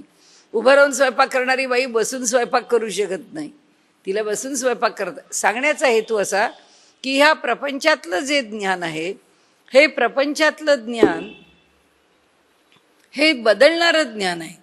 त्याला विशेष ज्ञान आहे असं म्हणून त्या ज्ञानाचं वैशिष्ट्य हे अधिक आहे असं म्हणण्यासारखं विशेष नाही. विशेषता कशाची आहे? त्या त्या विषयाची विशेषता आहे. हे केमिस्ट्रीचं ज्ञान आहे, केमिस्ट्री विशेष आहे. हे फिजिक्सचं ज्ञान आहे, ते त्या विषयाचं विशेष ज्ञान आहे. कारण ते ज्ञान म्हणजे बॉटनी नव्हे, बॉटनी म्हणजे इकॉनॉमिक्स नव्हे, इकॉनॉमिक्स म्हणजे सायकोलॉजी नव्हे. त्यामुळे ह्या प्रत्येक विषयाचं ज्ञान घेणं हे त्या त्या विषयाचं विशेष आहे, पण त्या विषयाचं सामान्य ज्ञान आहे. सामान्य याचा अर्थ त्या विषयाशी निगडीत असलेलंच ज्ञान आहे. आणि म्हणून त्यांनी सांगितलं की ह्या प्रपंचाचं ज्ञान आम्हाला आवश्यक आहे. हो, आवश्यक आहे. आम्हाला कुठेही जायचं तरी नाही, ते मला काही कळत नाही बुवा, ते तुमचं तुम्ही बघा, असं आम्ही म्हणायला लागलो तर आजच्या जगामध्ये आम्हीच मागे पडू. जगाच्या बरोबर चालावंच लागेल, प्रपंचाचं ज्ञान घ्यावंच लागेल. पण प्रपंचाचं ज्ञानच कसं खरं आहे? म्हणजे लोक आता मी बघते की जी वयाने 80 वर्षाची आहेत, 70च्या पुढे आहेत, म्हणू 75 आहेत, 80 आहेत, 85 आहेत, आता ज्यांना दुसऱ्या कोणत्या ज्ञानात रुचीच नाही, हे प्रपंच ज्ञानच विशेष आहे असं वाटतं, अशी माणसं आपल्या आयुष्यामध्ये कॉम्प्युटरसमोर 10-10 तास बसून असतात. तर करमणुकीचं दुसरं साधन नाही. कॉम्प्युटर गेम्स तरी खेळतात, कुठल्या कुठल्या तरी डाउनलोड करून घेतात, कार्यक्रम पाहत बसतात. आणि मग एक दिवस असा येतो की 1 वर्ष झालं, 2 वर्ष झालं, मग ते म्हणायला लागतात की अहो किती कार्यक्रम पुन्हा पुन्हा तेच दाखवले जातात, किती सिनेमा पुन्हा पुन्हा तेच. पहिल्यांदा बघताना असं वाटतं अरे ह्या चॅनलवर हे, त्या कुणी म्हणतं ह्या चॅनलवर जेम्स बॉन्डचे पिक्चर्स आहे, कुणी म्हणतं ह्या चॅनलवरती राज कपूरचे पिक्चर आहे, कुणी म्हणतं ह्या चॅनलवर अमिताभ बच्चनचे पिक्चर आहे, कुणी म्हणतं ह्या चॅनलवरती मराठी नाटकं दाखवतात. काय ना किती बघायला मिळतं. अहो पण तेच चालू असतं 6 महिन्यांनी 8 महिन्यांनी. आता मनुष्य त्याच्यामध्ये आपली करमणूक करून घ्यायला एका सीमित ह्याच्यामध्ये जसा घाण्याचा बैल फिरावा तसा तो त्या करमणुकीच्या मध्ये फिरत राहतो. प्रपंच ज्ञान त्याला त्या मर्यादेतच फिरवत राहतं. मोबाईल येऊ दे, कॉम्प्युटर येऊ दे, तुमचं अँड्रॉइड सिस्टीम असू दे, नाहीतर तुमची ॲपलची सिस्टीम असू दे, आयफोन असू दे, पण शेवटी त्याची टेक्नॉलॉजी एकदा ह्याची समजली की संपलं. एकदा कशाची तरी समजली की या प्रत्येकाची टेक्नॉलॉजी कशी जाणायची हे त्याला कळायला लागतं. म्हणजे पुन्हा त्याच टेक्नॉलॉजीत तो फिरत राहतो. म्हणजे प्रपंच ज्ञान हे विशेष ज्ञान आहे असं म्हणताच येतं असं नाही आहे. इथे गीताकारांनी ज्ञानाला अध्यात्मज्ञान धरून त्याला ज्ञान असं म्हटलंय, प्रपंच ज्ञानाला विज्ञान असं म्हटलंय. पण उपनिषदांच्या मध्ये काही उपनिषदांनी अध्यात्मज्ञानाला विशेष ज्ञान म्हटलं, म्हणजे विज्ञान म्हटलंय. आणि तिथे काही उपनिषदांमध्ये आणि व्यावहारिक ज्ञानाला ज्ञान म्हटलंय. पण अधिकाधिक पातळीवरती ब्रह्मज्ञान किंवा अध्यात्मज्ञान म्हणजे ज्ञान असा शब्द वापरलाय. आणि दुसरं प्रपंच ज्ञान म्हणजे लौकिकातलं कोणतंही, जे गाडी म्हणा, घर म्हणा, घोडा म्हणा, घर बांधणं म्हणा, आर्किटेक्ट म्हणा, निरनिराळ्या कला म्हणा. म्हणाले आमच्या एवढ्या 64 कला आणि वेगवेगळ्या प्रकारच्या 14, आता आमच्याकडे शेकडो विद्या आहेत, त्यामुळे अनेक विद्या ह्या सगळ्या प्रपंच ज्ञानात येतात. आता इथे त्यांनी हा दुसरा शब्द झाला, ते काय झालं? प्रपंचाचं ज्ञान हे विज्ञान. आणि हेच कसं सत्य आहे? कारण भौतिकशास्त्र काय आहे? आता आपलं परंपरागत ज्ञान किंवा ज्याला इथे ज्ञान शब्द वापरलाय आणि ज्याला इथे विज्ञान शब्द वापरलाय, एखादा तत्वज्ञानाचा चांगला गाढा अभ्यासक हे जे ज्ञान आहे तो आपल्या पुढे परोपरीने मांडत राहिला आणि त्याच्याबरोबर एक कुणीतरी असाच सामान्य प्रवचनकार ज्यांनी थोडं इकडचं तिकडचं घेऊन देई बुद्धी चक्रपाणी, काहीतरी बुद्धी देन काहीतरी बोलायची सोय कर, असं म्हणून जो बोलायला निघाला, लगेच तेवढं हो बाई बरोबर आहे, तुम्ही विज्ञानाचे आहे ना म्हणून तुम्ही विज्ञानाचे दाखले देता, अहो ते विज्ञान तिथपर्यंत पोचलंय कुठे. पण आम्हाला हे भौतिक ज्ञान जे आहे ते ज्ञान म्हणजे ज्ञान आहे आणि हे तुम्ही काय सांगता ज्ञान उपनिषदांचं, हे काय विश्वास ठेवायला जमत नाही, त्याच्यावर विश्वास ठेवायला जमत नाही. म्हणून मनुष्याला त्या आधुनिक ज्ञानाची हे लावावी लागते, निकष लावावे लागतात, त्याची कास लावावी लागते. पण ह्या ठिकाणी त्या निकषावरती ज्ञान सत्य करायचं असं जर ठरवलं तर आज आपल्याला जे दिसतं ते की कुठल्याही व्याख्यानामध्ये आपण पाहिलं तर लोकांना, एका ठिकाणी मी व्याख्यानाला गेले होते, ते गृहस्थ 3 दिवस व्याख्यानं होती आपली. पहिल्या दिवशी अलीकडचं संशोधन काय आहे आणि विज्ञानाने काय मांडलंय असा विषय होता. दुसऱ्या दिवशी भारतीय प्राचीन ज्ञान काय सांगता हा विषय होता. ते त्यांचे ज्यांनी अरेंज केलेलं होतं ते व्याख्यान आयोजन केलं होतं त्यांचे ते भाऊ होते, ते आले आणि ते म्हणाले मॅडम हे काय आम्हाला जमत नाही. आत त्यांच्या घरी बसलो होतो, म्हणाले हे काय आम्हाला पटत नाही म्हणले, कारण ह्याच्यात कुठे आधुनिक ज्ञानच नाही आहे, भौतिकशास्त्राचा कुठे विषयच नाही आहे. तुम्ही म्हणले सगळं ते प्राचीनच काय आहे ते सांगितलं, ते नुसतं प्राचीन म्हणले आम्हाला चालत नाही, आम्हाला ते अलीकडचं ज्ञान. मी त्यांना काहीच उत्तर दिलं नाही, कारण थोड्या वेळात आपल्याला काही म्हणायचं काही कारण नाही.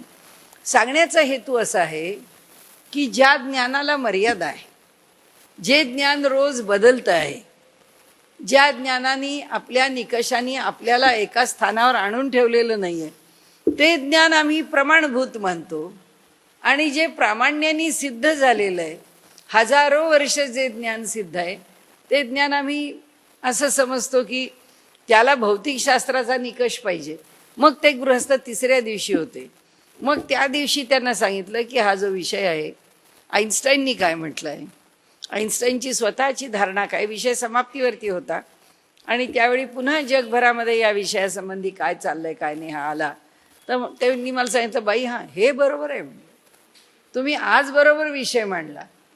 म्हणजे असं आहे की जे सत्य आहे ते सत्यच आम्हाला पटत नाही आहे आणि जे असत्य आहे किंवा जे परिवर्तनीय आहे, जे शाश्वत नाही आहे, त्याच्याविषयी आमच्या मनामध्ये श्रद्धा आहे. आत्ता इथे ते सांगतायत की अशा प्रपंच विज्ञानावर जो केवळ श्रद्धा ठेवतो ते म्हणजे अज्ञान. व्याख्या केली आहे आपल्याकडे, ज्ञान, विज्ञान आणि अज्ञान. इथे काय म्हटलं, तेथ सत्यबुद्धी ते अज्ञान हेची जाणं, की लौकिक ज्ञानावरती केवळ जो सत्य मानतो आणि हे असं असेल तर आम्ही मान्य करू, नाहीतर आम्ही काही मान्य करणार नाही. तुमच्या मान्य अमान्यतेवरती काय आहे, कारण शेवटी असं आहे की विज्ञानावर निष्ठा ठेवायची, मान्य आहे, विज्ञानावर निष्ठा ठेवा.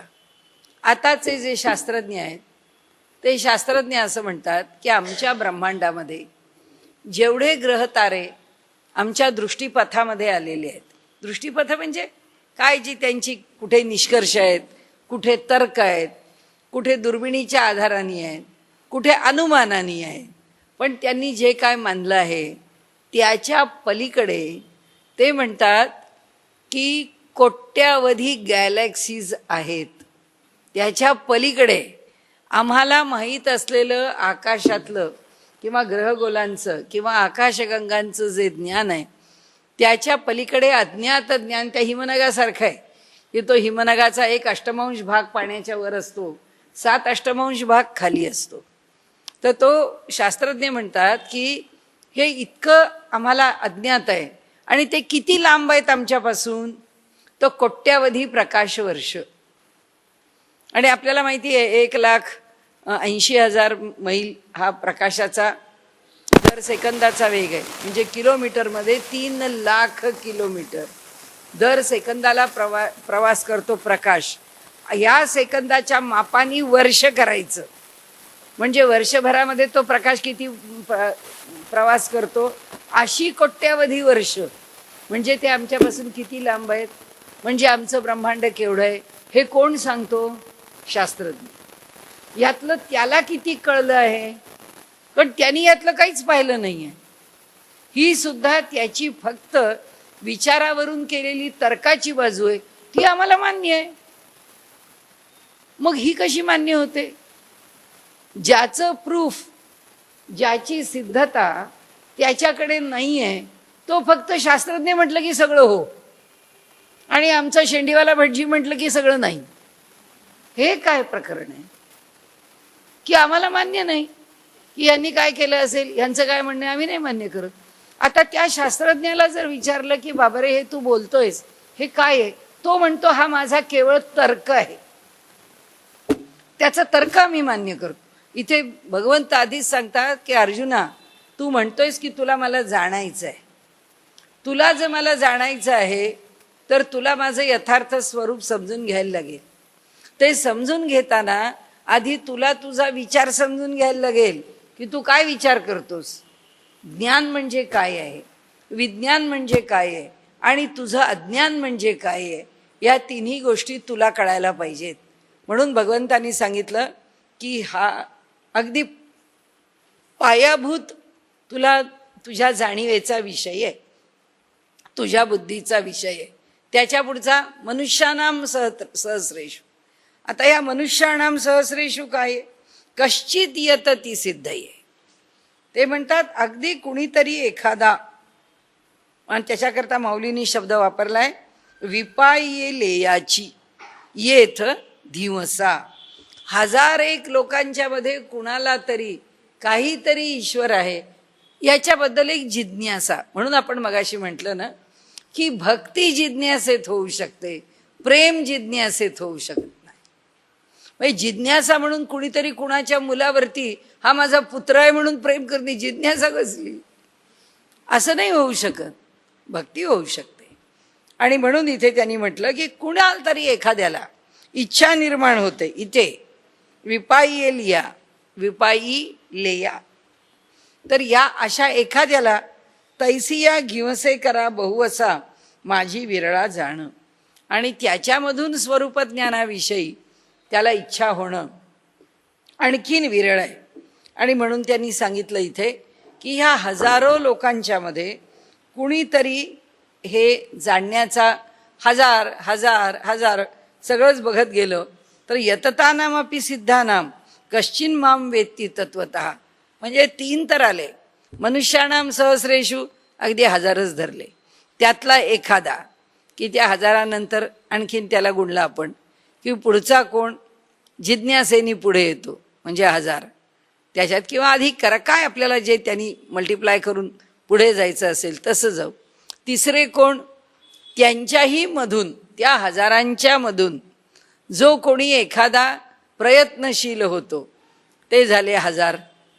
म्हणजे ह्या अनेकांच्या मधून इतके झाले. आता त्यातला कुणीतरी एखादाच मला येऊन प्राप्त होतो.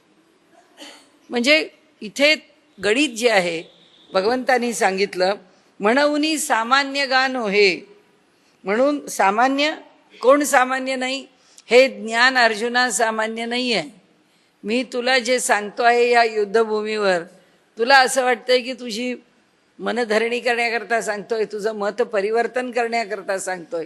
नाही, तुला मुळातून सांगतोय की तू कोण आहेस, तुझं स्वरूप काय आहे. म्हणाले हे सांगता वडील गोठी गा आहे. म्हणाले आता परी ते बोलो येईल पाहे आता प्रस्तुत ऐके.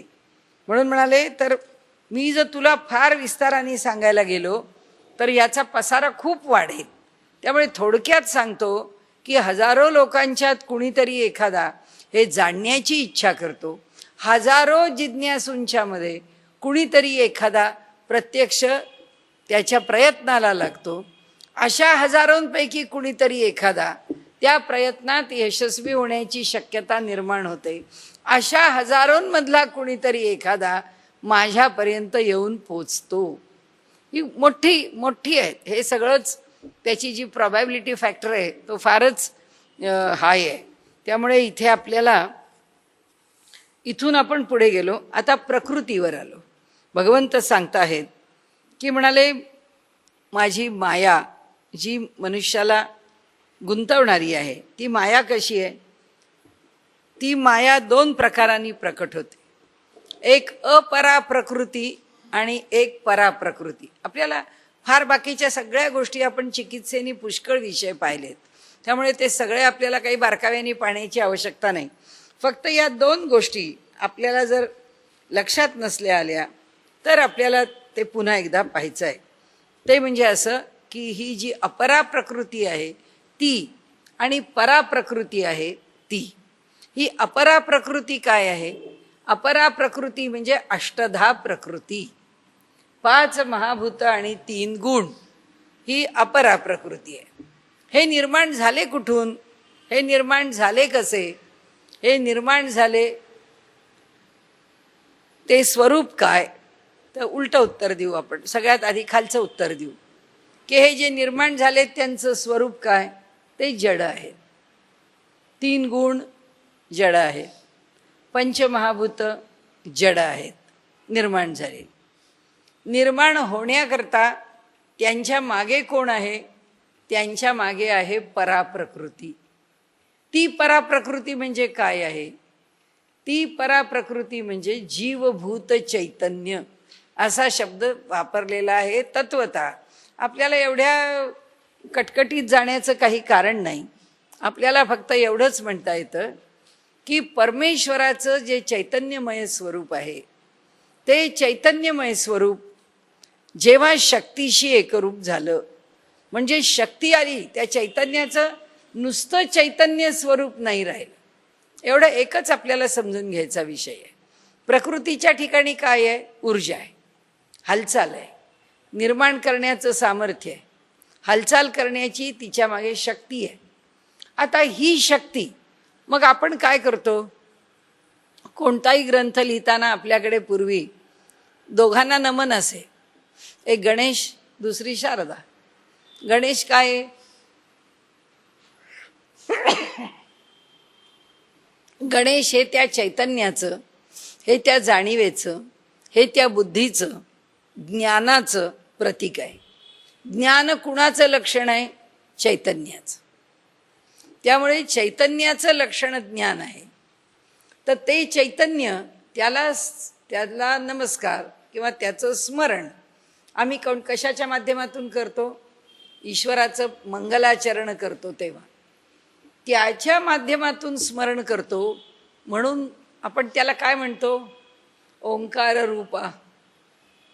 हा कसा आहे? गणेश ओंकार रूप आहे. का ओंकार रूप आहे? कारण ते परब्रह्माचं प्रतीक आहे. आणि त्या परब्रह्माचं प्रतीक कार्यारंभी गणेश म्हणून स्वीकारले. म्हणून ती काय आहे? जाणीव आहे. ते काय आहे? ज्ञान आहे. ते काय आहे? चैतन्य. म्हणजे जाणीव, चैतन्य, ज्ञान हे सगळं कुठे आहे? त्या गणेशाच्या ठिकाणी. आता नुसतं ज्ञान असून काय उपयोग आहे? आपल्या डोक्यामध्ये पुष्कळ विचारांची खळबळ चालली, उपयोग काय? तो विचार जोपर्यंत कृतीत येत नाही तोपर्यंत त्या विचाराला काही स्थान नाही, तोपर्यंत त्या विचाराचं काही प्रयोजन नाही. मग तो विचार कृतीत यायला पाहिजे. मग कृतीत यायला काय पाहिजे? सामर्थ्य पाहिजे. कृतीत येण्याकरता सामर्थ्याची आवश्यकता आहे. मग आता कोणत्या दोन गोष्टी इथे एकत्र येतील? जिथे चैतन्य आणि त्या चैतन्याचं सामर्थ्य हे जेव्हा वेगळं होतं, दुसरं कोण आहे? परमात्म्याशिवाय दुसरं कोणी नाही आहे. त्या चेतन तत्वाशिवाय दुसरं कोणी नाही आहे. त्यामुळे ते चेतन तत्व जे आहे ते चेतन तत्व जेव्हा आपल्यातलं सामर्थ्य प्रकट करून वेगळं ठेवतं. म्हणून अमृतानुभवात भगवंतांनी काय म्हटलंय? अंगे अंगा गिळिती. त्यांनी म्हटलंय चैतन्यातून ती शक्ती आणि जी अशी कशी निर्माण झाली आहे की चैतन्य आणि शक्ती वेगळी करताच येत नाही. वेगळी का नाही करता येत? कारण तो एकटा परमात्माच आहे. पण आता जेव्हा हे दोन चैतन्य आणि शक्ती हे जेव्हा कार्य करण्याकरता किंवा जग निर्माण करण्याकरता दोन रूपामध्ये जिथे एकत्र आले, म्हणून आता त्याचं वर्णन आपण काय केलं? अंगे अंगा गिळती. ते कोण आहेत? पुरुष हा शब्द आहे. आणि आता आमच्या दृष्टीने परा प्रकृती, ती श्रेष्ठ अशी प्रकृती आहे. त्या प्रकृतीमध्ये कुठल्याही प्रकारचा परा शुद्ध, परा निर्मल, परा श्रेष्ठ, ती आता विकार पावलेली नाही आहे. आता विकार कशा करता पावायचा आहे? त्यांना काय सांगायचं आहे आपल्याला? त्यांना म्हणायचं हे जग आता निर्माण करायचं आहे. आता कुणाला निर्माण करायचं आहे? परमात्म्याला करायचं आहे. परमात्मा कसं निर्माण करणार आहे? प्रकृतीच्या माध्यमातून. ती प्रकृती कोणती? ती प्रकृती परा. त्या परा प्रकृतीच्या पोटात काय आहेत? चैतन्य पण आहे आणि सामर्थ्य शक्ती पण आहे. मग ती शक्तिरूपिणी कोण आहे? शारदा. शक्तिरूपिणी कोण आहे? लक्ष्मी. शक्तिरूपिणी कोण आहे? काली. शक्तिरूपिणी कोण आहे? गौरी, उमा, हैमवती, महामाया. सगळी ती शक्तिरूपिणी आहे. ती जी महामाया आहे ती काय आहे? ती शक्ती आणि चैतन्य हे दोन तिच्याकडे आलं आहे. कुणाकडे? त्या पराप्रकृतीकडे. हे दोन्ही आहे. म्हणजे ती सिद्ध आहे, म्हणजे ती मूळ माया आहे, म्हणजे ती महामाया आहे. काही शब्द वापरा. प्रत्येकाने आपली आपली एक एक प्रक्रिया मांडली आहे. गीताकारांनी आपली मांडली आहे. मग आता ती कशी आहे? ती पराप्रकृती आहे. आता ती काय करते? ती म्हणते आता जग निर्माण करायचं आहे. हे काय येतं? शास्त्र नेहमी सिद्ध करावं लागतं. आपल्याला काय होतं? आपण अध्यात्माचे कोणते ग्रंथ वाचत नाही. मग मनुष्य आमचा नाही असल्या ग्रंथांवर विश्वास नाही, आम्ही ना असलं काही वाचत नाही, आम्हाला त्याच्यात काही फार अर्थ आहे असं वाटत नाही. अरे ते एखादं शास्त्र वाचायला घ्या, त्याचं आकलन होता का ते तरी बघा. नुसतं तोंडाने कशालाही नाही म्हणायला काय लागतं? तर एक शास्त्र सिद्ध करताना त्यातली एक पण पायरी सोडता येत नाही. कारण तुम्ही जर पायरी सोडली तर तुमची फिलॉसॉफी, तुमचं तत्वज्ञान उभंच राहू शकत नाही. कोणी स्वीकारणार नाही ते तत्वज्ञान. ते म्हणतील द्या फेकून. यांना त्याची उकलच जर करता येत नसेल तर हे स्वीकारण्यात अर्थ नाही. हे असे ग्रंथ उभे आहेत.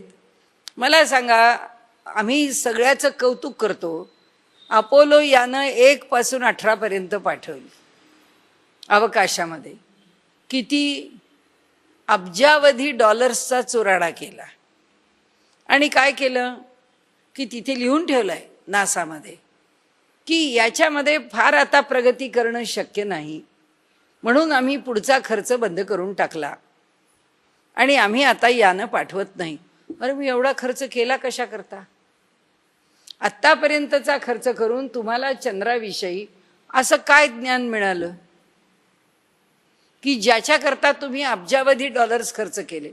मग त्यांना का नाही हो आमचे अंधश्रद्धावादी विचारत की अहो तुम्ही हे वाटेल तसे पैसे जगाचे का खर्च केले? तुमच्या देशामध्ये हे अब्जावधी डॉलर्स जे खर्च झाले ते जर या जगाच्या कल्याणाकरता वापरले असते तर संबंध जगाचीच एक प्रगती, उन्नती, काय तुम्हाला म्हणायचं असेल ते, जमिनीचा पोत सुधारला असता, अनेक प्रकारांनी वृक्ष वाढले असते, लोकांचं जीवनमान सुधारलं असतं, वेगवेगळ्या प्रकारच्या संशोधनावर पैसे खर्च झाले असते. नाही झालं. तुम्ही हे फुकट खर्च केले. पण त्याच्यावर कोणी बोलत नाही. ते फेल्युअर हे फेल्युअर नाही आहे, उलट ते कौतुकाचा विषय. मग आता दुसरा विषय सुरू झाला. आता मंगळ आणि गुरु, आता त्याच्यावर पैसे खर्च करणं सुरू झालं. तरी जग त्याचं कौतुक करतं. पण वास्तविक काय आहे? हे फेल्युअर का? त्याचं कारण असं की जे मांडायला तुम्ही निघालात, जे दाखवायला तुम्ही निघालात, त्याचं थिअरॉटिकल वर्क तुमचं पूर्ण नाही आहे. त्याचं तात्विक पातळीवरचं विवरण तुमच्या हातात नाही आहे. कारण तुम्हाला त्याचं आकलनच नाही. तुम्हाला फक्त एक्सपेरिमेंटल आकलन आहे. तुम्हाला तत्वतः आकलन नाही आहे. इथे तसं नाही आहे. इथे तत्वतः आकलन आहे. इथे त्या तत्वाची सिद्धी अनुभवानी केलेली. ज्याच्या त्याच्या ठिकाणी असणारा एनर्जी डेपो आहे, ज्याच्या त्याच्या ठिकाणी असणारा जो चैतन्य आहे, ते सगळं इतकं परिपूर्ण आहे. म्हणून ते इथे सांगतात की आता ही पराप्रकृती आहे. काय आहे ती? प्रचंड ऊर्जा आहे. आणि चैतन्याचं प्रचंड ते सामर्थ्य आहे की जे तुम्हाला जग निर्माण करण्याकरता पाहिजे वापरा ना. तुम्हाला ज्याच्याकरता वापरायचं आहे त्याच्याकरता वापरा. संशोधनाकरता वापरा, कलेकरता वापरा, तुमच्या व्यवसायांकरता वापरा, कशाही करता वापरा. तुम्ही वापरू शकता. ती ऊर्जा आहे. चैतन्य, चैतन्याशिवाय काहीच होऊ शकत नाही. जड पाणी आहे आणि पाण्यात कल्पना करा की आपल्याकडे जल आहे. साधी गोष्ट आहे, बाकीचं सगळं सोडा. आम्हाला जे दृश्य आहे, आपण सिंगापूरला गेलो की आपल्याला दिसतं तिथल्या समुद्राला लाटा नाहीत. तिथे तुम्हाला समुद्र वाटत, समुद्राची मजाच नाही तिथे. आपल्या एखाद्या सरोवरासारखा समुद्र, अगदी मंद लाटा, पाणी आहे म्हणून. पण म्हणजे आमच्या समुद्राचा जो गाज आहे, त्याच्या असणाऱ्या ज्या लाटा आहेत, ह्याच्यात काय विशेष आहे? म्हणजे ते कमी आहे जास्त नाही मला म्हणायचं. आमच्या डोळ्यापुढेच 2 उदाहरणं घेतली. कारण ती विषुववृत्ताची रेषा जाते ना, त्याच्यामुळे त्या समुद्राला तितक्या लाटा येत नाहीत. आता आमच्या समुद्राला आमच्या म्हणजे जगभरामध्ये जिथे समुद्र आहे तिथे समुद्राला वेगवेगळ्या त्या त्या प्रमाणे लाटा आहेत. आता जर त्या पाण्यामध्ये चैतन्य नसतंच तर काय झालं असतं? ते जड पाणी काही करू शकलं नसतं. त्या पाण्याला काहीही करता आलं नसतं.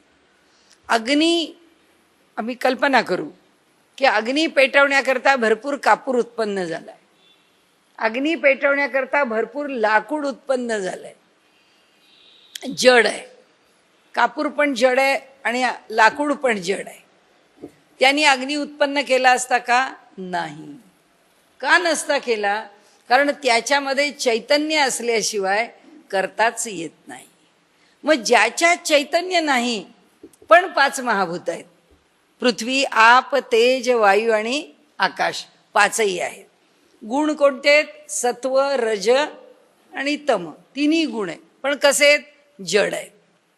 3 गुण जड आहेत, 5 महाभूत जड आहेत.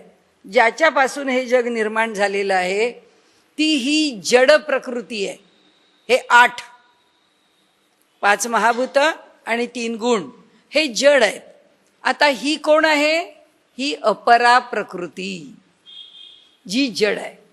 या जड प्रकृतीला काय केलं पराप्रकृतीने? आपल्या जवळ जे आहे ते सगळं देऊन टाकलं. म्हणजे काय दिलं? चैतन्य आणि शक्ती. म्हणून या देहामध्ये चैतन्य पण आहे आणि शक्ती पण आहे. देहात चैतन्य आहे पण हातात शक्ती नाही आहे. आपण म्हणतो काय करणार, हात इथं इतका आखडला आहे की हात काही मागे जाऊ देत नाही. म्हणजे काय झालं? शक्ती नाही. कशाची शक्ती नाही? हालचालीची शक्ती नाही. हात कामातून गेलाय का? नाही. पण हाताची मोबिलिटी गेली. गुडघा कामातून गेला का?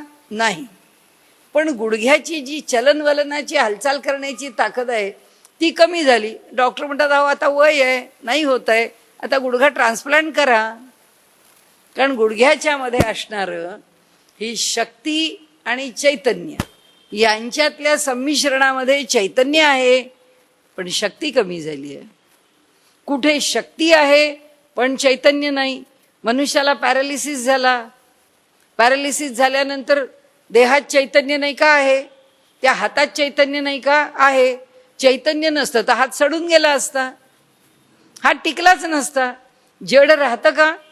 मनुष्याचा देह चैतन्य जीव निघून गेल्यानंतर त्या देहामध्ये ते चैतन्य कार्यकारी राहत नाही.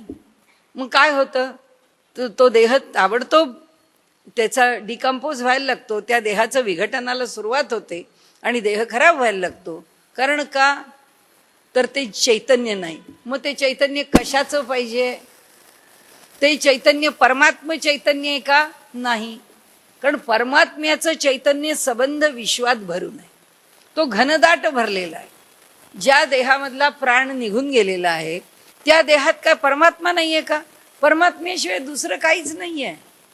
परमात्मा त्या पण देहात आहे, पण त्या देहातला परमात्मा उपयोगाचा नाही. कारण का? परब्रह्म सर्वत्र भरून राहिलं आहे, पण त्या देहाला चालवायला मात्र जीव चैतन्य आहे. मग ते चैतन्य कसं आहे? शक्ती आणि चैतन्य दोन्ही आहे. मग जेव्हा शक्ती आणि चैतन्य एक होतं त्याला काय म्हणतो आपण? जीव चैतन्य. म्हणजे आमच्या देहात कोण बसलाय? तो जीव आहे. म्हणून माझा जीव असा असा झाला, किंवा आमचा तो खरे म्हणतो जीव तुटका तुटका होतो. फार छान शब्द वापरलाय त्यांनी त्या जीवाच्या करता. तर तो जीव कुठे? जो देहाल चालवतो तो जीव नुसतं चैतन्य आहे का? नाही, तो जीव चैतन्य अधिक शक्ती. मग हे चैतन्य अधिक शक्ती कुणी कुणाला दिली? आता आपण लक्षात ठेवायचं. पराप्रकृतीच्याकडे काय आहे? चैतन्य आणि शक्ती आहे. अपरा प्रकृतीकडे काय आहे? अष्टधा प्रकृती, म्हणजे 5 महाभूत आणि 3 गुण आहेत. ते कसे आहेत? ते जड आहेत. त्यांनी जर कार्यकारी व्हायचं असेल तर त्यांना काय पाहिजे? यातलं पराप्रकृतीकडून हे चैतन्य आणि शक्ती पाहिजे. ते चैतन्य आणि शक्ती जेव्हा प्राप्त होते आणि निर्माण होतं तेव्हा प्रत्येकामध्ये काय येतं? त्याला त्यांनी जीव चैतन्य किंवा जीव प्रकृती असं नाव दिलेलं आहे. की ते जीव चैतन्य आहे. म्हणजे ह्याच्यात जीव आहे का? आम्हाला अवघड नाहीच आहे. आमच्या डोक्यामध्ये शंकाच नाही आहे की ह्या इथे असणाऱ्या लाकडामध्ये चैतन्य आहे का? आहेच. चैतन्याशिवाय हे लाकूड झालेलंच नाही. ही भिंत, हिच्यात चैतन्य आहे का? आहेच. काय चैतन्य येते? जीव चैतन्य. ते जीव भावाला आलेलं आहे. ती जी प्रकृती आहे ही सबंध प्रकृती कशाने भरली आहे? तर तिच्यामध्ये चैतन्य आणि तिच्यामध्ये शक्ती. नाही तर ही भिंत इथे कशी राहील? नाही तर आज ही भिंत इथे उभी केली आहे तर उद्याला ती जड भिंत आहे ती हे पकडून ठेवणार नाही. पकडून ठेवण्याचं कारण काय आहे?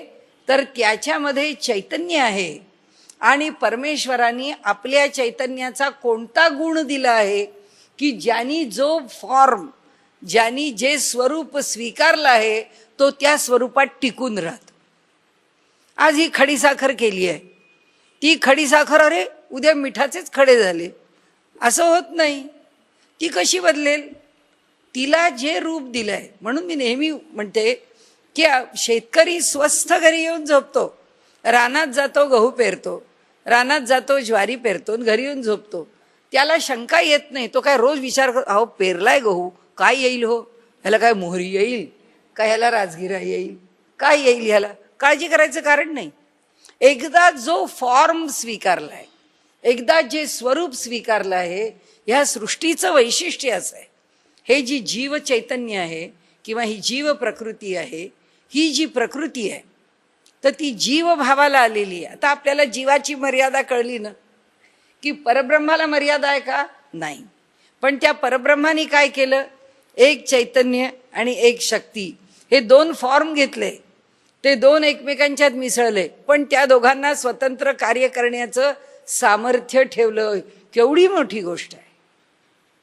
चैतन्य आपलं काम करत राहतं, शक्ती आपलं काम करत राहते. हृदयाचं सगळं काम चाललेलं आहे रुधिराभिसरणाचं, शक्ती करते. आणि हृदयाला जिवंत ठेवण्याचं काम चैतन्य करतं. चैतन्य कमी पडलं तर हृदय बंद होतं, शक्ती कमी पडली तर ब्लड प्रेशर वाढतं. दोन्ही काम करणारे आहेत, दोन्ही आपापल्या ठिकाणी कार्यकारी आहेत. हे काय आहेत? हे जीवभावाला आलेले आहेत. जीवभाव कशा करता? माझ्या इथे राहतो तो जीव आणि ह्याच्या इथे राहतो तो जीव नाही का? तो पण जीवच. म्हणून भगवंत सांगतात अर्जुना समजून घे की जीव कुठे आहे? जीव सगळ्यात आहे. भिंत भिंत झाली, पुतळा पुतळा झाला. एका कवीनी खूप छान कविता केली होती. म्हणाले प्रत्येक गावात जो तो उठतो आपला पुतळा बांधतो आणि मरायच्या आधी करून ठेवतो. मरणोत्तर अनेकांचे करतात. त्यांनी सांगितलं एके दिवशी ह्या पुतळ्यांनी एकत्र जर संमेलन केलं आणि ते जर एकत्र मिटिंगला बसले, सभा घेतली त्यांनी, आणि जर म्हणायला लागले की नाही नाही मला लक्ष्मी रोडच्या चौकातच माझा पुतळा पाहिजे, दुसरा म्हणाला नाही नाही मला कॅम्पमध्येच पाहिजे, म्हणाले ह्या पुतळ्यांच्यातच लढाया सुरू झाल्या तर काय होईल. फार सुंदर कविता त्यांनी रचली. तसं आहे की पुतळा पुतळा म्हणून राहिलाय म्हणून आपण म्हणतो 1000 वर्ष झाली, आज इतका काळ लोटला तरी सुद्धा आमच्या कैलास लेण्याचं स्वरूप काही पालटलं नाही. कारण त्या दगडांनी जो फॉर्म स्वीकारलाय, आजचा बुद्ध उद्या महावीर नाही झाला, कारण तिथे बुद्धाची मूर्ती आहे ती उद्या महावीराची नाही झाली. का नाही झाली?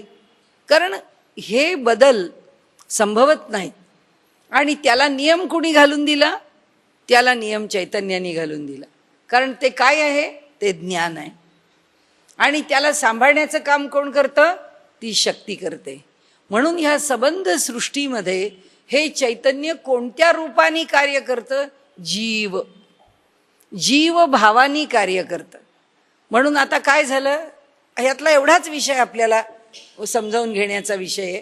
तो विषय असा झाला की जे ईश्वराचं ज्ञान आहे, त्याच्याविषयीची माहिती आहे, त्याच्याविषयीचा विचार आहे, तो विचार माझ्या बुद्धीने करता येत नाही. आपल्याला जर पूर्वीच्या काळच्या लोकांची वे ऑफ एक्सप्रेशन, त्यांची आपली अभिव्यक्तीची पद्धती वेगळी होती. म्हणून कुणी जर म्हटलं काय ईश्वर, आम्ही त्याच्यावर विश्वास नाही, मूर्ख आहेस तू, बस हे उत्तर देतील ते. आणि तुला काही कळत नाही, मूर्ख आहेस तू, काहीतरी विचार करतो, फार शहाणा झालास तू, असं उत्तर देतील. पण आता जर आपण विचार केला तर हा मुलगा काय म्हणतो, माझ्या बुद्धीला पटत नाही ईश्वर आहे हे. त्यांनी व्याख्येत सांगितलं, तुझी बुद्धी त्याच्यापर्यंत पोचतच नाही, बुद्धीला तिथे स्थानच नाही, तुझ्या विचाराला तिथे स्थान नाही, तुझ्या तर्काला तिथे स्थान नाही. असं जे गंतव्य आहे, असं जे प्राप्तव्य आहे, ते काय आहे? ते ज्ञान आहे. की तुझ्या जे बुद्धीच्याच पलीकडे, यात वादच नाही. आता जे प्रपंचामध्ये दिसतं आहे त्याचं जे ज्ञान आहे ते ज्ञान काय आहे? ते ज्ञान विज्ञान आहे. ज्ञान म्हणजे आम्ही त्याला ज्ञान हा शब्द वापरतो म्हणून ते विज्ञान आहे. आणि हे दिसतं, हे असं दिसलं तरच खरं, नाही तर खरं नाही. आणि हेच फक्त खरं, हेच फक्त खरं म्हणजे ते ज्या रूपात आहे तेच खरं, हे जो धरून बसतो ते काय आहे? अज्ञान आहे. म्हणजे नामदेवांना फक्त विठोबा त्या मूर्तीतच आहे, बाकी कुठे नाही, हे जे वाटत होतं हे नामदेवांचं अज्ञान होतं. म्हणून गुरुकडे पाठवला. म्हणजे आता आपल्याला काय झाले, ह्या 3 गोष्टी कळल्या. भगवंतांनी सांगितलं की ह्या अज्ञानाला ओलांडायचं, प्रपंचाचं ज्ञान करून शहाणं होऊन हा प्रपंच चालवायचा. आणि प्रपंच चालवत असताना आपण आपल्या ठिकाणी चांगल्या आचाराने, चांगल्या बुद्धीनी, आता इथे जिज्ञासेनी परमेश्वराला समजून घ्यायचा प्रयत्न करायचा. ते ज्ञान आहे. ते ज्ञान कसं आहे? त्याला बघण्याचं ज्ञान आपल्याला नाही येणार, पण ते कोणतं ज्ञान आहे? शब्द ज्ञान. दुसरं कसं? अनुभव ज्ञान. एक ज्ञान शब्द ज्ञान झालं. दुसरं ज्ञान काय झालं? परोक्ष ज्ञान झालं. परोक्ष ज्ञानचा अर्थ काय? पर म्हणजे दुसरा. आता पर म्हणजे श्रेष्ठ आणि पर म्हणजे दुसरा, प्लस म्हणजे अधिक, त्याच्यामध्ये काय? अक्ष. अक्ष म्हणजे डोळा, म्हणजे दुसऱ्याच्या डोळ्यांनी पाहिलेलं ज्ञान, ते काय ज्ञान आहे? परोक्ष ज्ञान. मग आम्हाला कोणतं ज्ञान झालं पाहिजे? अपरोक्ष ज्ञान झालं पाहिजे. म्हणजे दुसऱ्याच्या डोळ्यांनी नाही, माझ्या डोळ्यांनी. मग ते माझे अंतश्चक्षु असतील, नाही तर काही असेल. म्हणून आपल्याला ज्ञान जरी मिळालं एखाद्या शास्त्राचं, तरी ते काय असतं? परोक्ष ज्ञान. आणि त्या परोक्ष ज्ञानामध्ये गरगर गरगर फिरणारा प्रवचनकार हा शहाणं होण्याची शक्यता फार कमी असते. कारण तो तिथंच भटकत राहतो, त्याला कुठं वाटतं अपरोक्ष ज्ञान मिळवावं. कारण शेवटी हे ज्ञान परोक्ष नाही, हे ज्ञान काय आहे? अपरोक्ष आहे. म्हणजे 2 गोष्टी कळल्या. त्या ज्ञानाचे 2 भाग, एक परोक्ष ज्ञान, एक अपरोक्ष ज्ञान. आता त्यांनी सांगितलं हे ज्ञान मिळवणाऱ्यांची संख्या आपण पाहिली. आता त्यांनी पुढे सांगितलं की बाबा रे, हे सगळं जग आहे, हे कशातून जन्माला येतं? ती माझ्यापासून निर्माण झालेली प्रकृती आहे, तिला मी निर्माण करतो. ती प्रकृती हे सगळं निर्माण करते. त्या प्रकृतीचे प्रकार किती? त्या प्रकृतीचे प्रकार 2, एक पराप्रकृती, एक अपराप्रकृती. तर ह्या 2 प्रकृतींच्या पैकी परा म्हणजे अर्थातच ज्येष्ठ श्रेष्ठ ही प्रकृती, आणि ही दुसरी आहे ती अपराप्रकृती. आता म्हणाले ही प्रकृती कशी पुढे जाते, एकदा आपण जे बोललो तेच बोलू. ती प्रकृती पुढे कशी जाते? त्या पराप्रकृतीच्या जवळ 2च गोष्टी आहेत, एक चैतन्य आणि एक शक्ती. परमेश्वरांनी आपलीच 2 रूप आपल्याच ठिकाणी प्रकट केली, म्हणून ज्ञानेश्वर माऊलींनी शक्तीचं चैतन्यापासून असणारं जे अभेद रूप आहे, एकमेकांच्या पेक्षा अलग न होणारं रूप आहे, ते रूप कसं वर्णन केलं? अंगे अंगा गिळीती, की हे पुरुष आहे, ही प्रकृती आहे, किंवा हा पुरुष म्हणजे याच्यामध्ये हे चैतन्य आहे आणि ही शक्ती आहे, असं बाजूला करता येत नाही. हे एक झालं. आता अपरा प्रकृती, लक्षात ठेवण्याची गोष्ट अशी आहे की अपरा प्रकृती ही जड आहे. अपरा प्रकृती जड म्हणजे नुसतं पाणी निर्माण केलं काही उपयोग नाही. आपल्याला दिसतं या प्लास्टिकच्या खुर्च्या आहेत, आम्ही कारखान्यामध्ये हजारोंनी शेकड्यांनी लाखांनी निर्माण करतो. त्या खुर्च्यांना कुठे असं वाटणार आहे की माझं वजन जरा कमी आहे, पण असू दे, बसणारा माणूस वजनदार असला तरी मी माझ्या आतल्या ताकदीने पेली नाही. त्याला दिलेली जेवढी ताकद आहे त्या ताकदीवरती पेलेल. असं का? त्याचं कारण तिला ज्ञान कमी आहे, तिच्याकडे चैतन्य कमी आहे, तिच्याकडे जड अधिक आहे. म्हणून हे लाकूड सुद्धा वाटेल तसं आम्ही मारत गेलो, ते त्याच्या स्थितीत राहण्याचा प्रयत्न करतं, पण तो त्याचा गुणधर्म, पण त्या गुणधर्माला फार मोठा विरोध होत नाही. लाकडावरती जोरदार घाव घातला, कुऱ्हाड घातली की त्याचा सबदिशी त्याला मारल्याबरोबर एक तुकडा पडतो. का पडतो? त्याचं कारण असं की त्यातला जीव भारी नाही आहे, त्यातलं जे चैतन्य आहे ते अधिक नाही आहे, त्याच्यामधली पकडून ठेवण्याची जी कुवत आहे तेवढ्यापुरतंच चैतन्य आहे. आणि मग काय आहे ती त्याला धरणारी शक्ती आहे. म्हणजे दोन्ही यथायथा आहे. आणि तेच एखादा चांगला तगडा मनुष्य आहे आणि कुणीतरी येऊन त्याची थोडीशी आगळीक केली, त्यांनी फक्त त्या समोरच्याचं मनगट धरलं तर तो हलूच शकत नाही. कारण का? चैतन्य पण तेवढंच सळसळत आहे आणि शक्ती पण तेवढीच आहे, दोन्ही गोष्टी आहेत. तर त्यामुळे इथे ही अपरा प्रकृती जड आहे, हिच्याकडे काहीही करण्याचं सामर्थ्य नाही. पण ह्या प्रकृतीला ती अपरा प्रकृती जी आहे तिच्यातून हे संबंध ब्रह्मांड निर्माण करायचं. आणि हे ब्रह्मांड निर्माण करताना तिला एक गुणधर्म द्यायचा आहे. म्हणून आपण मगाशी म्हटलं ना की कोट्यावधी अशा गॅलेक्सीज आहेत, तर त्या आहेत तर त्या कुठे आहेत? आता विज्ञान म्हणतं की कोट्यावधी ब्रह्मांड आहेत, कुठं आहेत माहीत नाही. विज्ञानाने आपल्या कल्पनेनी त्या विषयापर्यंत स्वतःला पोचवलंय. आम्ही सरळ म्हणतो अनंत कोटी ब्रह्मांड नायक राजाधिराज. मग काय, आमचे जे गुरु असतील, जी देवता असेल, अनंत कोटी ब्रह्मांडाचे नायक आहेत. हो, निर्माण झालेलीच आहेतच, निर्माण होतातच आहेत. ही प्रकृती इतकं अफाट निर्मितीचं, त्याच्या पुढे त्यांनी ती अफाट निर्मिती कशी वगैरे ते सगळं सांगितलेलं आहे. आता ती अफाट निर्मिती करण्याकरता आता ही प्रकृती कोणत्या रूपात येते? जीवभूता किंवा जीव चैतन्य. भूता म्हणजे निर्माण होणे. ती कोणत्या रूपामध्ये निर्माण होते? ती जीवरूपामध्ये निर्माण होते. आणि अशी ही प्रकृती म्हणजे आता कोणती अपरा, अशी ही जड प्रकृती त्या पराप्रकृतीपासून हे घेतलं की काय होते? भराभरा विस्तारते. ही कशामुळे विस्तारते हा एक पॉइंट, म्हणजे तो एक मुद्दा आपण बघायचा. ही प्रकृती भगवंतानी कशामुळे निर्माण केली? एकाकी न रमनते. मी एकटा वा, मला कंटाळा येतो, म्हणून मी एकटा रमू शकत नाही, म्हणून मला काहीतरी निर्माण केलं पाहिजे. निर्माण केलं पाहिजे तो म्हणतच नाही, तो फक्त एवढंच म्हणतो, एकोहम बहुस्याम प्रजायेय, एवढंच म्हणतो. तेवढं म्हटल्याबरोबर काय झालं, ती चैतन्य आणि ती शक्ती या नावाने पराप्रकृती निर्माण झालीच. ती कशातून निर्माण झाली, आता आपल्याला उत्तर पाहिजे. संकल्पामधून. एक संकल्प झाला आणि ही निर्माण झाली. आता ही निर्माण झालेली पराप्रकृतीनी हे आपलं सामर्थ्य संकल्पातून मिळवलेलं कुणाला दिलं, खाली त्या अपरा प्रकृतीला दिलं. तिने ते घेतल्यावर आता ती वाढवायला सुरुवात झाली, कारण तिला आता ते सगळं निर्माण करायचं आहे. सगळे जीव कशातून निर्माण करणार, तिला काय माहिती आहे की एवढ्या 84 लक्ष योनी तयार करायच्या आहेत. मग काय होतं, म्हणाले तो ईश्वराचा संकल्प आहे ना, तो संकल्प त्या चैतन्य आणि शक्तीबरोबर तिथे पुढे पाठवला जातो.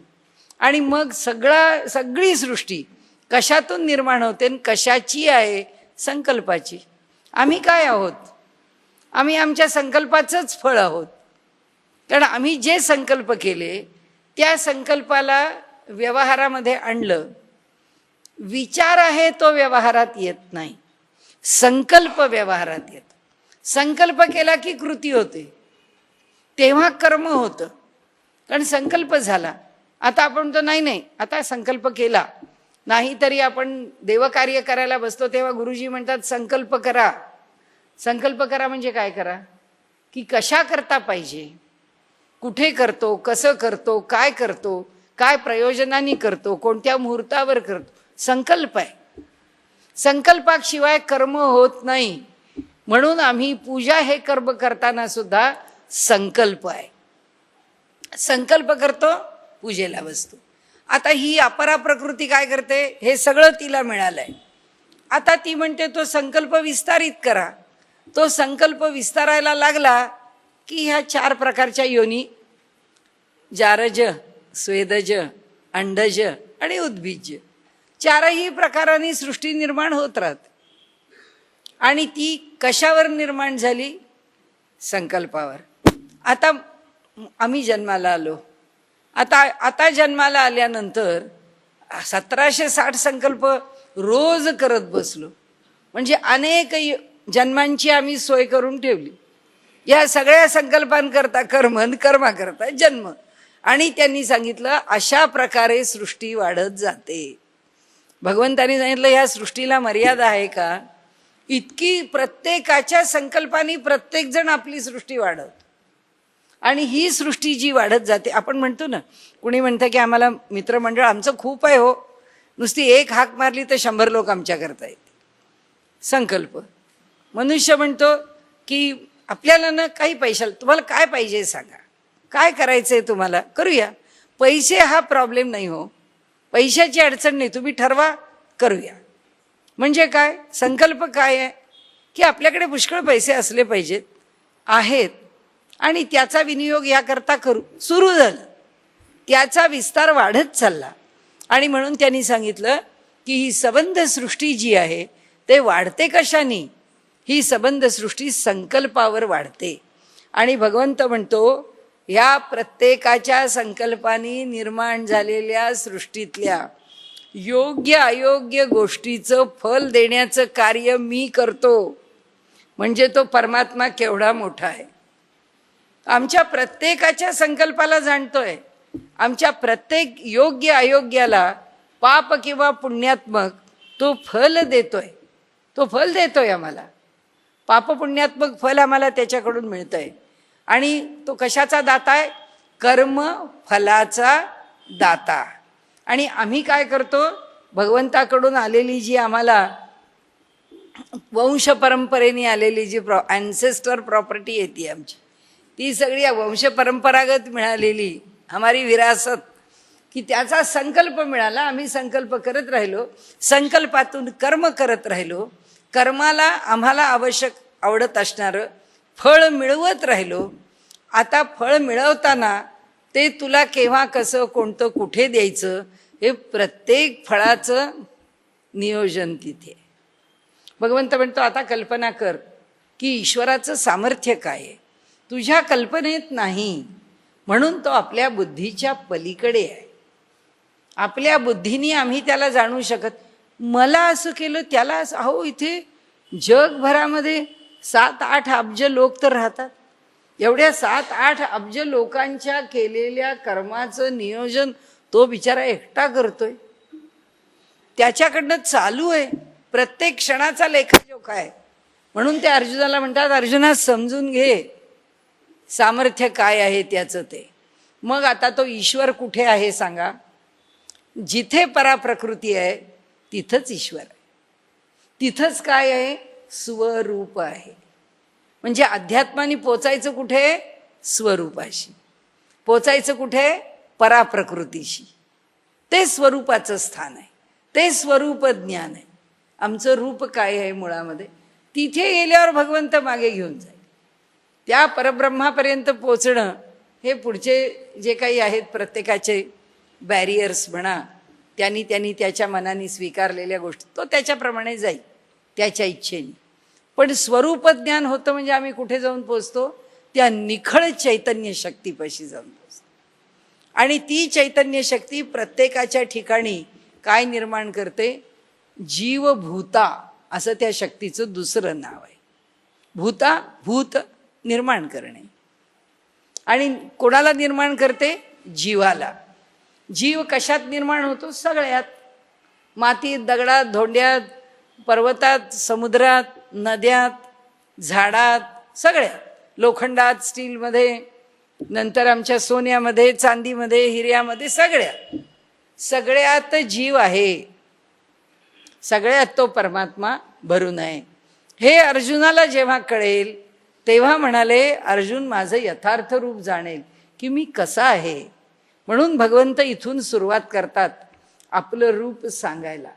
आणि त्यांनी सांगितलं, जो माझ्या या रूपामध्ये, आता विषयाचा आपण शेवट करू, जो माझ्या ह्या विषयामध्ये आयुष्यभर जोडलेला राहतो, युक्त आहे, जो योगी आहे, त्याला प्रयाणकाली भयच नाही आहे.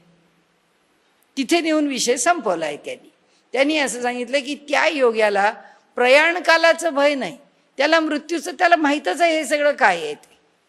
त्याच्या डोळ्यापुढे ते सगळं चित्र स्पष्ट आहे.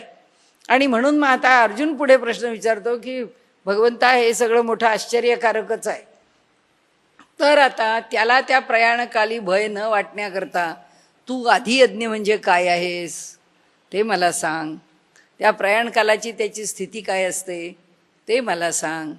कर्म कशाला म्हणतात ते मला सांग. आता मला ह्या 7 गोष्टी तू सांग. हे 7 पदार्थ, ह्या गोष्टी मला आता 8व्या अध्यायात भगवंतानी ते सांगायला सुरुवात केली आहे. आता आपण इथे थांबू. त्यातनं यातला काही संकल्पनेचं असं वाटलं की आपल्याला नाही, कारण ही संकल्पना आपण घेतल्याशिवाय आपण 9व्या अध्यायात पोचू नाही शकत. 9व्या अध्यायात आता त्यांचा आवडता अध्याय आहे, त्याच्यामध्ये सगळं तत्वज्ञान आहे. डोक्यात विषय ठेवून द्यायचा आणि मग आपण ओव्या बघायच्या, म्हणजे आपल्याला सोपं जातं.